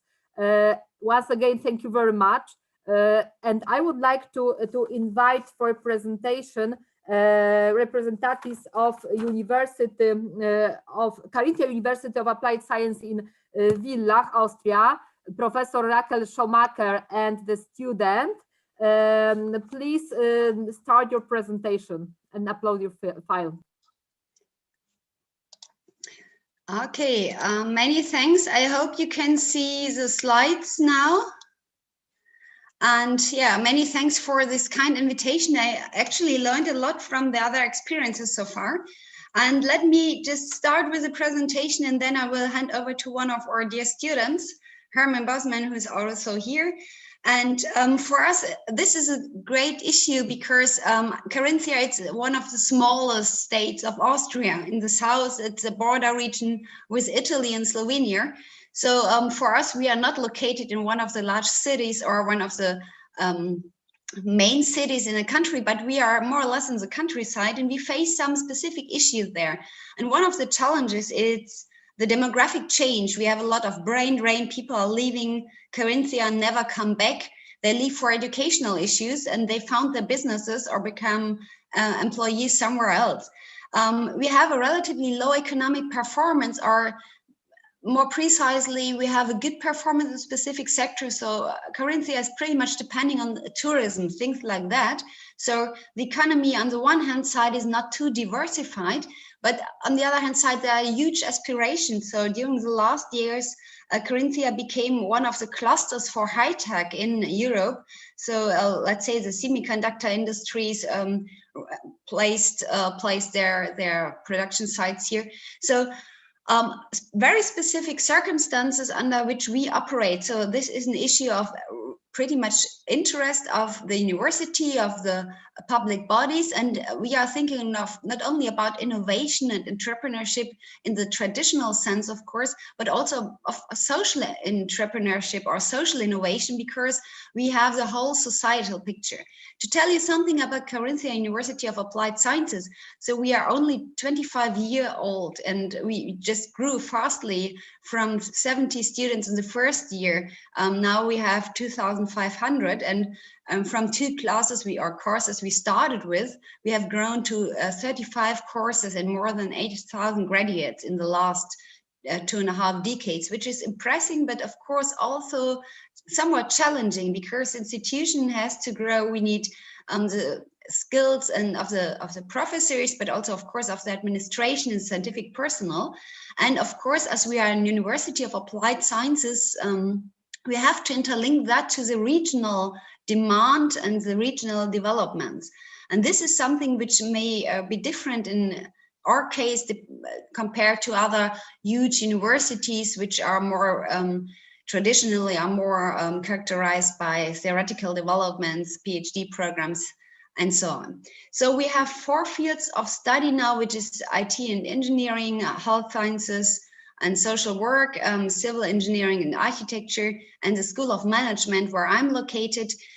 We have a different, or we have a range of study programs. We still do something on the public sector development, but we also included something like digital business management to provide all these skills to the local economy. And local in that context doesn't mean only Carinthian economy, but also we are thinking in a cross-border perspective about the Italian neighbors, about the Slovenian neighbors that may benefit from our graduates.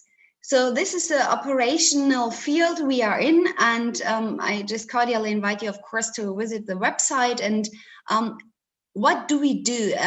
I'm an economist by training, so I'm always looking at the economy as a whole. The colleagues from the business administration, of course, are pretty much more active in providing specific activities. And we have a lot of classes, things like startup and digital entrepreneurship or digital innovation. So we have this focus on the digital economy, which is part of our business environment. But we also try to include the students on that. We have what we call community project, and we try to encourage our students. They gain some credit points for doing that, to run own projects. And this can be social innovation or entrepreneurship. It can be something like entrepreneurship in specific sectors. And of course, we also try to include that in other classes in kind of a alternating loop or feedback loop. And we have this EEE strategy, entrepreneurship education, and this is also part of our research. So this tackles or brushes somewhat on the question in how far do we include the activities by the students with research, maybe trying to encourage people to write their master thesis about that, and just playing that back into future classes to learn from that experience. We have some consulting activities. I think Herman may talk about that more in depth. We have what is called the Center for the Regional Government in Carinthia. We have only one other university in Carinthia, so it's 2 scientific institutions. So it is a state, the regional government, that tries to interconnect us. As usual, there are some turf wars between the institutions. There could be more exchange, so the public body stepped in trying to interconnect that, but of course also to fund that in terms of money. And what we have is we have some competitions for sustainable startups. And of course, also with a view on the very specific technological stuff, but also in terms of social innovation startup to include minorities, to include marginalized groups. We are still a state within Austria, which has a rural structure. We have a lot of agriculture. So to include also other issues which may not be in the focus of academic training usually. So yeah, maybe I just mentioned the digital lab, which is something that came from our School of Management, has been supported prominently by the dean, by the rector of the university also. And we try to support the digital transformation, of course, for the internal actors, but also for external stakeholders. And the idea is to embed here also these expertise in teaching, but also to provide that expertise in terms of consultancy to other stakeholders. This is still somewhat in its beginning, but for an institution that is so small and related to that, of course, also missing important resources, I think we did pretty well. This is just some pictures you see in the media, the local and Austrian media. This is well perceived. And maybe I just hand over the word to Herman from one of our ICM, intercultural management classes. Yes. Hello. Hi. I hope you can hear me. Hello. We can hear you.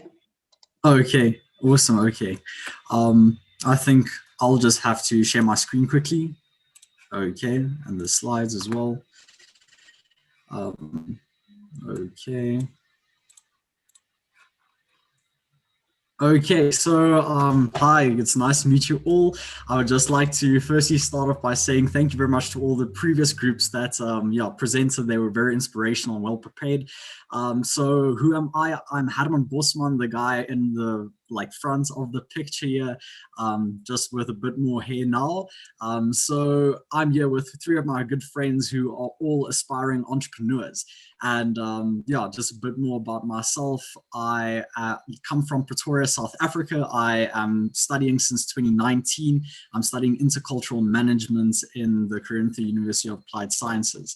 And then, of course, on the other hand, I live 10 kilometers away from where Elon Musk went to high school, although our mindsets are a bit different, I would say, when it comes to being entrepreneurs or aspiring entrepreneurs. And then, of course, just a quote that I really admire of him is, when something's important enough, you do it even though the odds are not in your favor.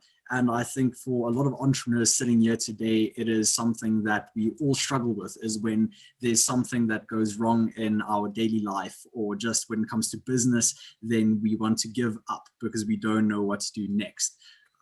But anyway, so my layout for the discussion today is from a student's perspective when it comes to choosing a university, and of course, just, wanting to be an aspiring entrepreneur, what to do next.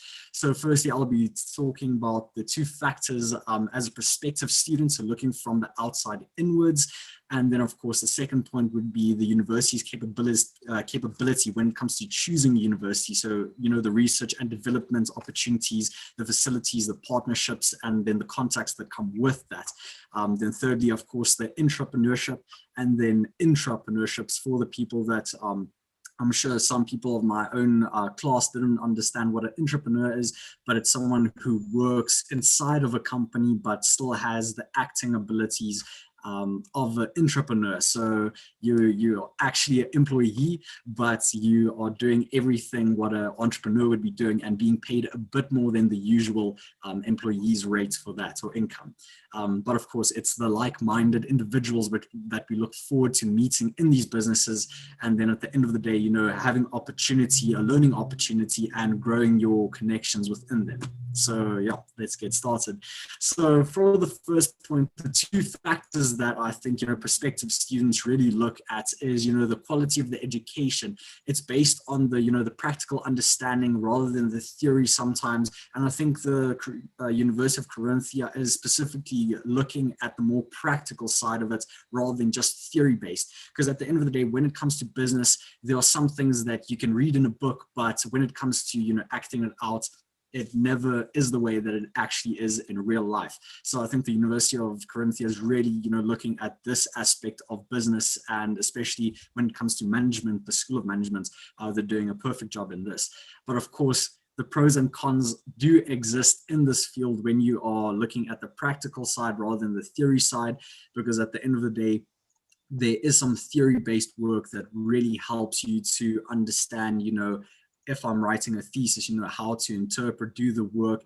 And we do that or study these things very in depth. But at the same time, when you're thrown in the deep end as an entrepreneur, then there's nobody who's looking and marking your work. So you're really doing it for yourself. And at the end of the day, there's a broad range of study fields, as Rael actually spoke about, as it comes to engineering, when it comes to the School of Management, when it comes to health sciences and sports sciences and everything and so on. But of course, the locations within Corinthia and where we're based at the moment is Villach, Klagenfurt, Spital, and Feldkirchen. And I would say that you really have to look at these locations. And yeah, hopefully one day then you'll be able to maybe partner up with people from there, as I'm sure it would be very good in business-wise. Okay, so then of course, the second factor is the university's environment and the course. Why do you actually choose the university as a prospective student? And for myself, coming from South Africa, it was because of the fact where it was in Austria. It's a European, Austria is a European nation. And at the end of the day, when it comes to myself starting a business, I would want to be supported in every way possible. And I believe the university, as well as the government in Austria, is doing everything in their power to support businesses, especially startup businesses. So the differentiation of courses, and it's, for instance, group focused and individually focused. So when we do business inside of the university, or when we do student work, then a lot of the time it helps you grow as an entrepreneur to take lead in the universities, and not only do individual work, but at the same time be focused in knowing what you want to become. And I think this helps a lot. So of course, as I said, it helps with leadership, there's challenges, and it establishes a weekly and monthly goal. So sometimes we do work in the sense where it is either you're a leader for a week or a leader for the whole duration of a project. And this does help entrepreneurs to understand what they need to do when it comes to real life situations. But of course, it does cater to the international environment, as we live in an area called the Dreiländereck, which is the like the three corners of the, I would say the three corners of the world, not really, but we call it the three corners because of Slovenia and Austria and Italy. So when it comes together, and we can clearly see this when it comes to the business sector of the university partnering up with other companies in our area, where it's, for instance, Infineon or Intel, and yeah, it's just where all the people and people from all over the world come together, especially from India, Pakistan, I would say, of course, South Africa as well. And then we have people from South America, North America, and it's just the area where people come together to do business. And of course, entrepreneurship is a very big factor in that. But of course, then the second point I want to speak about is, of course, the university's capabilities, why you want to choose a university of your choice. And I think as students, when we look at universities, sorry, just having some water. So when it comes to universities and you as a student wanting to choose a good university, there's a lot of factors that come in place, and the University of Carinthia gives us this opportunity, what we call the Gründer Garage. So it's, for instance, a place where you can go and you can meet like-minded people. You can look at the qualification, the coaching, and of course at the infrastructure needed to start a business. And you just meet people who want to become, entrepreneurs and be successful in what they do. So this is the capabilities of the university. And of course, it is either short-term or long-term. So how does the university help you? Do they help you in a long-term situation with investments over a long period of time? And how can you actually say that you made the company yourself to an extent, if I can put it like that? And I think at the end of the day, if you go look at the university website, then you'll be able to look at this Gründer Garage and see, for yourself how you as an individual would like to start up a business. But of course, putting that aside, the governance, again, is one of the other things that as a student you want to look at when you want to be an entrepreneur. You want to be supported in every way possible. And I believe, the Austrian Research Promotion Agency, so the FFG or the FFG, of course, help students and help businesses to, fulfill their needs in order to get patents or just, start up the business with capital. And I think at the end of the day, for some people, it is difficult to, start up a business if they don't have enough capital for, the innovation, the research and development, and so on. So I think, it's a very good factor to take into consideration, especially for universities and students and teachers to, help students follow into a sort of flow and river and, just follow their path in life to start up a business. But of course, then the entrepreneurship is know where you fit in is, for instance, are you wanting to be an employee or be an actual entrepreneur? And, all things aside, choose your own path in life. But of course, at the same time, there's no net necessarily to catch you if you fall. So it is a lot of things to think about as an entrepreneur and as students. But of course, as teachers as well, and lecturers and professors, it is things that you have to tell your students about the problems and, you know, the effects that come with, you know, these type of thoughts of being an entrepreneur. And of course, you know, it's about, you know, growing your community, you know, having a corporate social responsibility in order to grow your company.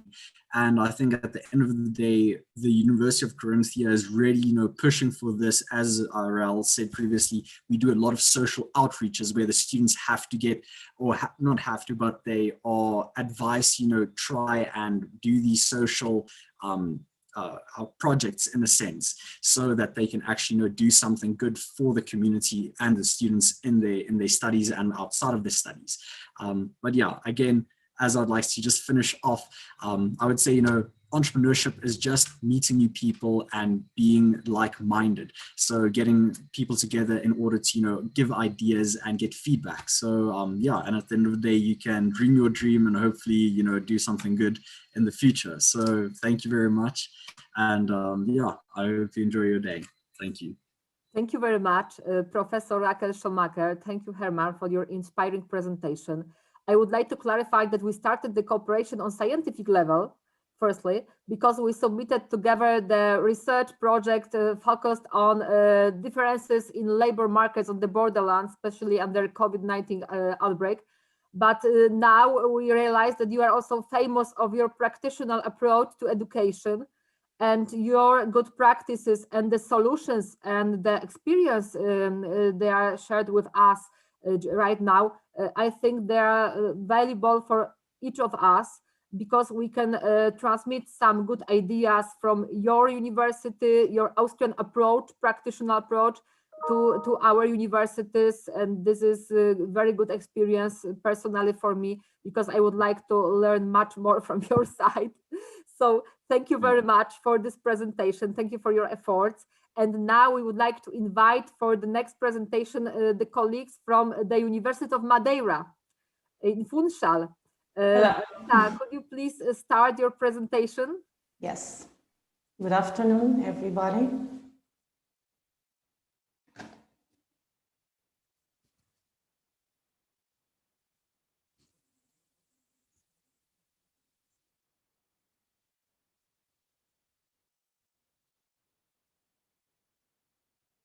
Can you all see the presentation? Yeah, we see it. All right. So this is our university in Funchal City, Madeira Island. And my name is Rita Ezequiel. I'm a student from the University of Madeira in the Cooking and Culinary Arts course. Also, I have a law degree, and I work in marketing and product management in the IT sector since 2000. The entrepreneurship at Madeira University, the main object of that we have is to explore and focus on business dynamics, attributes of its students. And it is intended to provide a wide range of skills in the business area necessary to maximize the opportunities of success, particularly for those who want to develop their own idea, as well as spread and encourage entrepreneurial capabilities. Currently, we have two initiatives. The name is Poly Empreend and Startup Madeira. The Poly Empreend is the largest national network entrepreneurship that we have in the higher education polytechnic. This network promotes entrepreneurial culture, encouraging the development of creative, incubation, and innovative ideas, valuing the competition knowledge of ideas and business plans. Our goal, what we want is to generate more culture and encourage the development of skills by students, stimulating entrepreneurship and providing job opportunities through self-employment. All students can apply for this initiative. And it is provided to a student or a teacher from Madeira University, and he has to be part of the team. It can be from the School of Health Science or of the School of Technology and Management. The Polyimpriant contest encompasses a regional phase and then a national phase. Locally, Madeira University promotes a set of initiatives, marketing plans, development, workshops that end with the regional competition. The winning project is entitled to a monetary prize and competes at national-wide, with all the winners determined in the partners network in the national-wide. The project coordinator is the Professor Eduardo Leite. I'm afraid he's not here at the moment. And in our website, you can see all the details. Then we have Startup Madeira. It's another initiative, and it's part of the European Network of Business and Innovation Centers.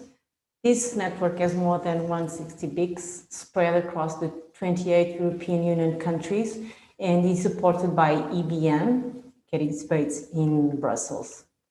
At the national level, the Startup Madeira is in the Portuguese Enterprise and Innovation Association Centers, also makes part of the National Incubator Network with approximately 80 incubators. And there are more than 160 BICs in the 28 European countries, but only 8 BICs in Portugal. The Startup Madeira has 2 projects and 2 initiatives that are really interesting. The first one is the Start Web, and is talent scout programming from design, programming, computer science, management areas, and also for entrepreneurs who aspire new challenges. Participants must be able to implement an innovative idea by using the web as the main tool. Contestants may submit entries for the development of new software, new game, new applications, or even a platform for online sales. The winning teams may receive over 15,000 euros and is supporting to implement their new idea on the web. The other project is the Start Now, that is to accelerate innovative ideas in Madeira. It's an opportunity for entrepreneurs to develop products or services in several areas, such as science, culture, sports, energy, creative industries, artificial intelligence, EOTs, sea, mobility, etc., etc. And basically, most of what we have is the tourism, because we are an island with a great, the main sector is the tourism. So there are lots of ideas that we have here that are related to tourism. The Start Now is intended for entrepreneurs who want to implement a business idea by promoting sessions of mentoring and coaching. Throughout this program, teams have the opportunity to initiate or restructure an innovative idea, design the solution, and build their business model. The next steps that we want to develop in Madeira University is to trigger more global vision of networking and create more synergies between University of Madeira and other European entities, creating partnerships with innovative companies, increase participation in projects and applications through Polyimpriant program, and start developing fund calls candidates in our university. And that's it. Thank you. Thank you, Rita, very much. Please say thank you also for Professor Eduardo Leite. I know he had to go on, he had to leave our meeting, but I must say that we are in permanent cooperation with University of Madeira, with Professor Leite and Professor Lusada. We started many projects together on scientific level, but now we start something new. I think that sharing experience in education is also the very valuable activities for both universities. And we know that you are looking for valuable partners on the continent, yes. So I think we are one of them. Thank you for this inspiring presentation. I had the opportunity to visit your university last year. I visited this very high quality infrastructure that you offer your students. And what is the most important, from my opinion, there are different chances and opportunities to develop their careers according to the specific conditions of the Madeira economy. So it was very interesting, inspiring. Thank you. We will lead the questions after the fourth presentation. And the fourth presentation, this is WSB University presentations. And please, colleagues, upload your file now. I think that now Szymon will show us his presentation. I see that Szymon is already with us. Hello. Hello, Szymon. I'm trying.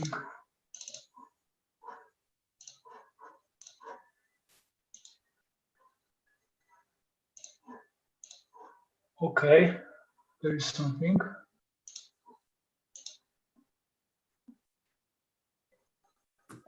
Okay, I wanted to say more. I just wanted to say something about my university as a student. Once I took a part in a college intercollegiate contest. The contest was about creating an innovative business plan with an idea which is new, fresh. It was announced by Katowice Special Economic Zone Administration. When the contest was starting, there were specially prepared meetings at the university. The meetings were about practical things, tools and methods which could help students in this project. For example, heuristical methods, so about making good decisions under pressure, methods which increases creativity, and about creating a business plan, of course. They taught us how to build a proper business plan, what it contains, what is important, and stuff like that. We could get opinions and small feedback about our ideas then. I think it was very helpful. As a student and a member of a scientific cycle, I can say that my promoter supports me in creating my research a lot. He helps me with developing that research and providing the final work in creating the questionnaire. There is also an academic career office in our university that provides a career counseling. I can say something about meetings with recruiters who talk about how to do well on the interviews or write CVs. And I think it's also worth to mention that I had classes on team building, effective team building, and effective learning. And I think it's something that is important for a student and maybe young entrepreneurs.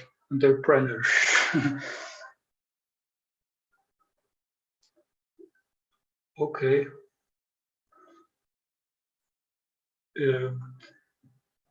To talk about my idea, then my idea was about a mobile app which could help save the user's time and energy in looking for an idea for a meal, researching by ingredients, not by the name of the meal, as a majority of apps do. So if you so that's all if you ask me.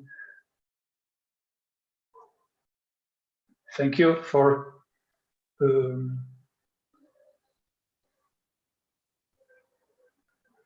Okay, so I think that our presentation was the shortest. So I guess, yeah, Paweł, that you should add something from your side, maybe because today's event is strongly related to the activities of scientific students groups, yes? And as far as I know, you have to add the questions regarding this topic. So please, Paweł, complete the information about our activities for students and ask the questions you are interested in.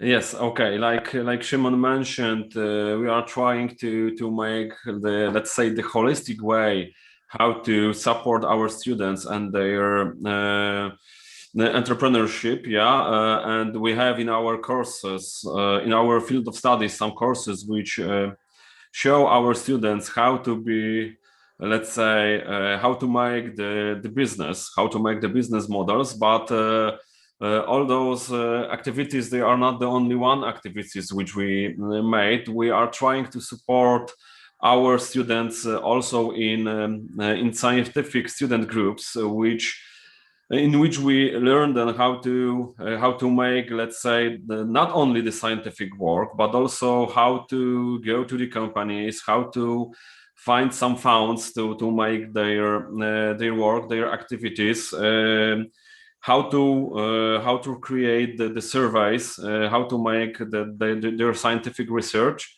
and after that, how to let's say publish their works. Instead of that, we also take a part in a lot of, let's say, international scientific or entrepreneurship ideas. Two of the biggest of them, there are EBMC and ODM, and I will show you now one, let's say, one slide with one picture. I think you now already are able to show it. And here you have the pictures from the EMBC contest, which is made in Germany, in the university with which we cooperate. And this, let's say, this contest is, I think, is a very, very great idea about, let's say, based on problem-based learning, because the students, they must find the problem and then find the solution on some main topic. And what is very important, and I think it's a very big idea of this contest, that the teams are mixed. What do I mean? There are the prelims in universities, and after that there are the finals in Germany, where the students they work in mixed teams. They have only 2 days to find the problem and to create the solution for the problem, and to present the solution of the problem on 4-minute pitches, which is quite nervous. And here you can see the picture of one of the teams, my team, which I was supporting during the contest. And I think it's really, really great, because it allowed them to start to think like entrepreneurs and to work in international teams. So I think that a lot of skills they can, let's say, improve during those this kind of contests. The second one is the project ODM, which Joanna knows very, very great. Some of our colleagues here also know this project, because they are our partner in this project. And this project also gave me a lot of let's say, a lot of new knowledge, a lot of new skills. And I think that's also important, that very often not only we can increase let's say, the student knowledge and skills using this kind of activities, but also our skills, the academic teacher skills. And for example, during the ODM, I know that the students, they create completely new things, completely new ideas. In Poland, they create, let's say, we can say, smart clothes, which allow them to monitor our body. Is everything okay, for example? And here you have the picture from the let's say, from the workshop for the students, also from the other countries. So I think it's also a very great idea that the students from different universities, they come together to each other universities, and they, let's say, split their knowledge to the other people. I think these are the I think the best examples of how the cooperation of students with teachers, but also with other students and with other universities can allow us to increase the entrepreneurship of students. In short, let's say, description of these ideas. Yes, I think that we presented here only a few of our initiatives and projects, because frankly saying, some years ago, we decided to focus on international environment in these activities. So we strongly concentrated on international opportunities to gather the money for such cooperation. Erasmus Plus projects or Interreg Central Europe projects or Interreg cross-border cooperation projects. They are our main sources to encourage such activities. But coming back to the questions at the beginning, we would like to ask you whether you have tools or mechanism to support the active students in scientific activities. Of course, academic entrepreneurship is strongly related to practitioner skills and competences, but we are in an academic environment, so I think that it's also necessary to explore or to encourage students to develop their scientific skills, their willingness to follow the researchers and lecturers in some scientific projects. So could you please tell us maybe something about this kind of activities? Do you have any mechanism to support students in scientific groups focused on, I don't know, specializations, the courses, the different scientific topics? Because we have such groups at our university. Paweł, how many groups we have? 10, 12?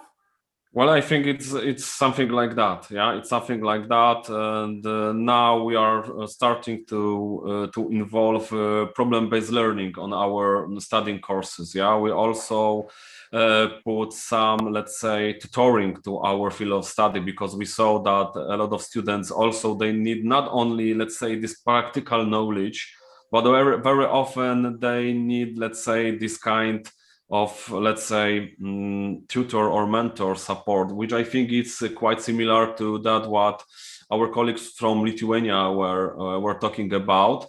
And I am talking also about it because we have also a question connected with that on YouTube. The question is quite simple: how the person which is interested in can get involved in the mentoring program. Mentoring or other, like design thinking? Or like design thinking or tutoring or something like that. Do you have such possibilities at your universities? Maybe the Milena. question dedicated to me or not? Yes. Well, I think yes. I think I think it's mainly to you. And honestly, I must say that when I looked at your, let's say, this Center for Practical Skills, for me, it was wow. It's great, really. It's something, thank you. This is really what we are very much being proud and showing to all our colleagues, as I said, where we're participating, because it really worked for us in all the areas, with the students, with the researchers and all. So regarding, I'm not sure if I understood clearly the question, the person would like to be a mentor in the particular programs which I presented. Did I understand right? Well, as I understand the question is that the person would like to take a part as a student. As a student, yeah. Okay. So usually we announce the contest for the schools, and those schools can participate, actively register and participate together with their teacher, or just collect the class, or independently. As I said, there was just several projects which I showed. They are very different, and you know, each of them has very different technical regulation or acceptance procedure. So, but basically, if student would like to participate, he has to just find information on our website, or we are actively advertising the websites. I will try probably later on send the information to Joanna, so she could probably share some closest events. You know, it's some of them are stopped because of COVID, but some of them, for example, Futurepreneurs, we just finished and we launched the final. It was online, but very popular and actively participating all the pupils, students as well. So yes, and I would like to add that we have very interesting bilateral educational programs between Lithuania and Poland, and maybe it is a good basis to start something new for the future. Yes. We are in strong relations with Mikołaj Romaris University, and why not to start something new also with your university? I think this event is a good opportunity to know better each other. So I hope we will continue the correspondence and the cooperation in the near future. Yes, I hope so. Well, but if the question was, sorry, just coming back to that question, but if the question was how to become a mentor, so usually the mentors are very high level representatives from the business companies or from academia, and usually they don't have to find us, usually we find them. So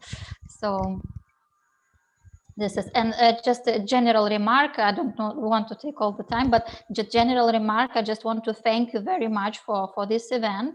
And as I see, there is quite important and useful information presented by another partners, and I would be very much interested for collaboration with you, with Joanna, with Mr. Pavel. Thank you for this conference or meeting, let's say so, but with the rest of representatives, I see Rita, I see representatives from another university with very interesting presentation. I would just ask you to I don't know, create the possibility to get in touch with each other. For example, I'm actively using LinkedIn platform or Facebook. Everyone who's interested could find me there. But for the rest, I don't know. Some of you I have already found on LinkedIn and called, but not all of you. But I just would like to keep forward to working together and have any future collaboration projects. Okay, Milena, thank you for your offer.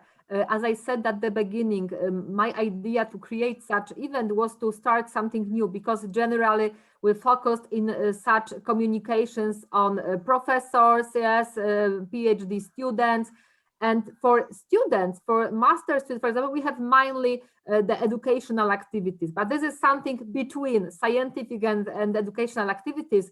So I think this is a fresh approach, and as I see from this interesting presentations and as discussion shows, we can find many opportunities to start something new together. So I would like to ask whether any of you would like to add something at the final moment of this event.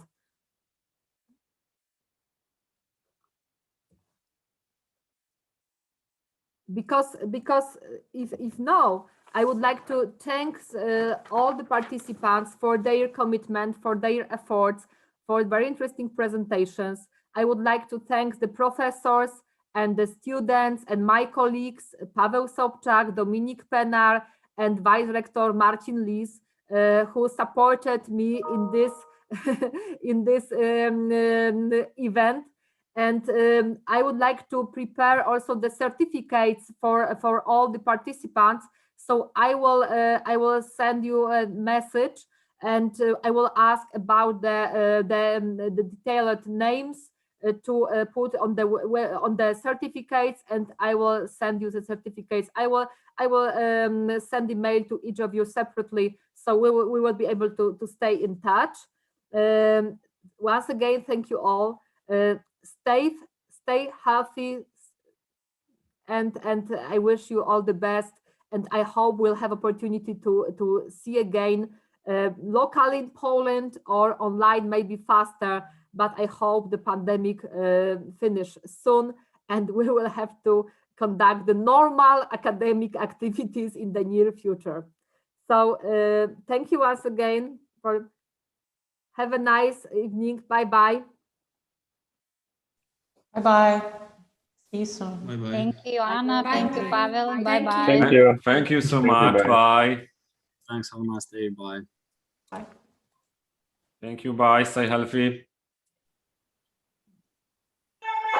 Transmisja na YouTubie zakończy się bezpośrednio. Bye. Oh, bye. Very good. I hope it was inspiring for you. See you soon, Joanna. Joel, it was very innovative presentation. I was really surprised. That's true. That's true. This is good. This is good.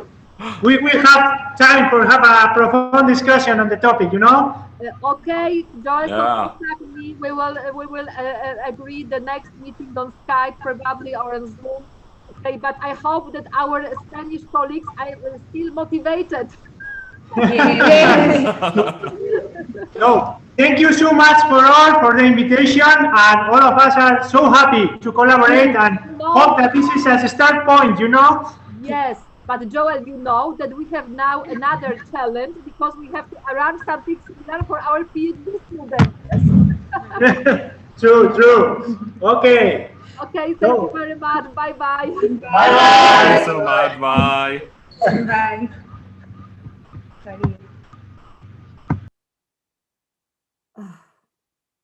Kogo tu jeszcze mamy? No chyba myślę, że możemy już zakończyć. Pani Dziękujemy Angelika jest z nami. serdecznie. Dziękujemy serdecznie. Do widzenia. Dziękujemy Pani Angeliko. Tak, i O Dominika właśnie, jeszcze. tak jest, No dobra. Dominika. Tak, dzięki Wam serdeczne. Dzięki Macie te Dominik. screeny? Udostępniam jako publiczną konferencję, ok?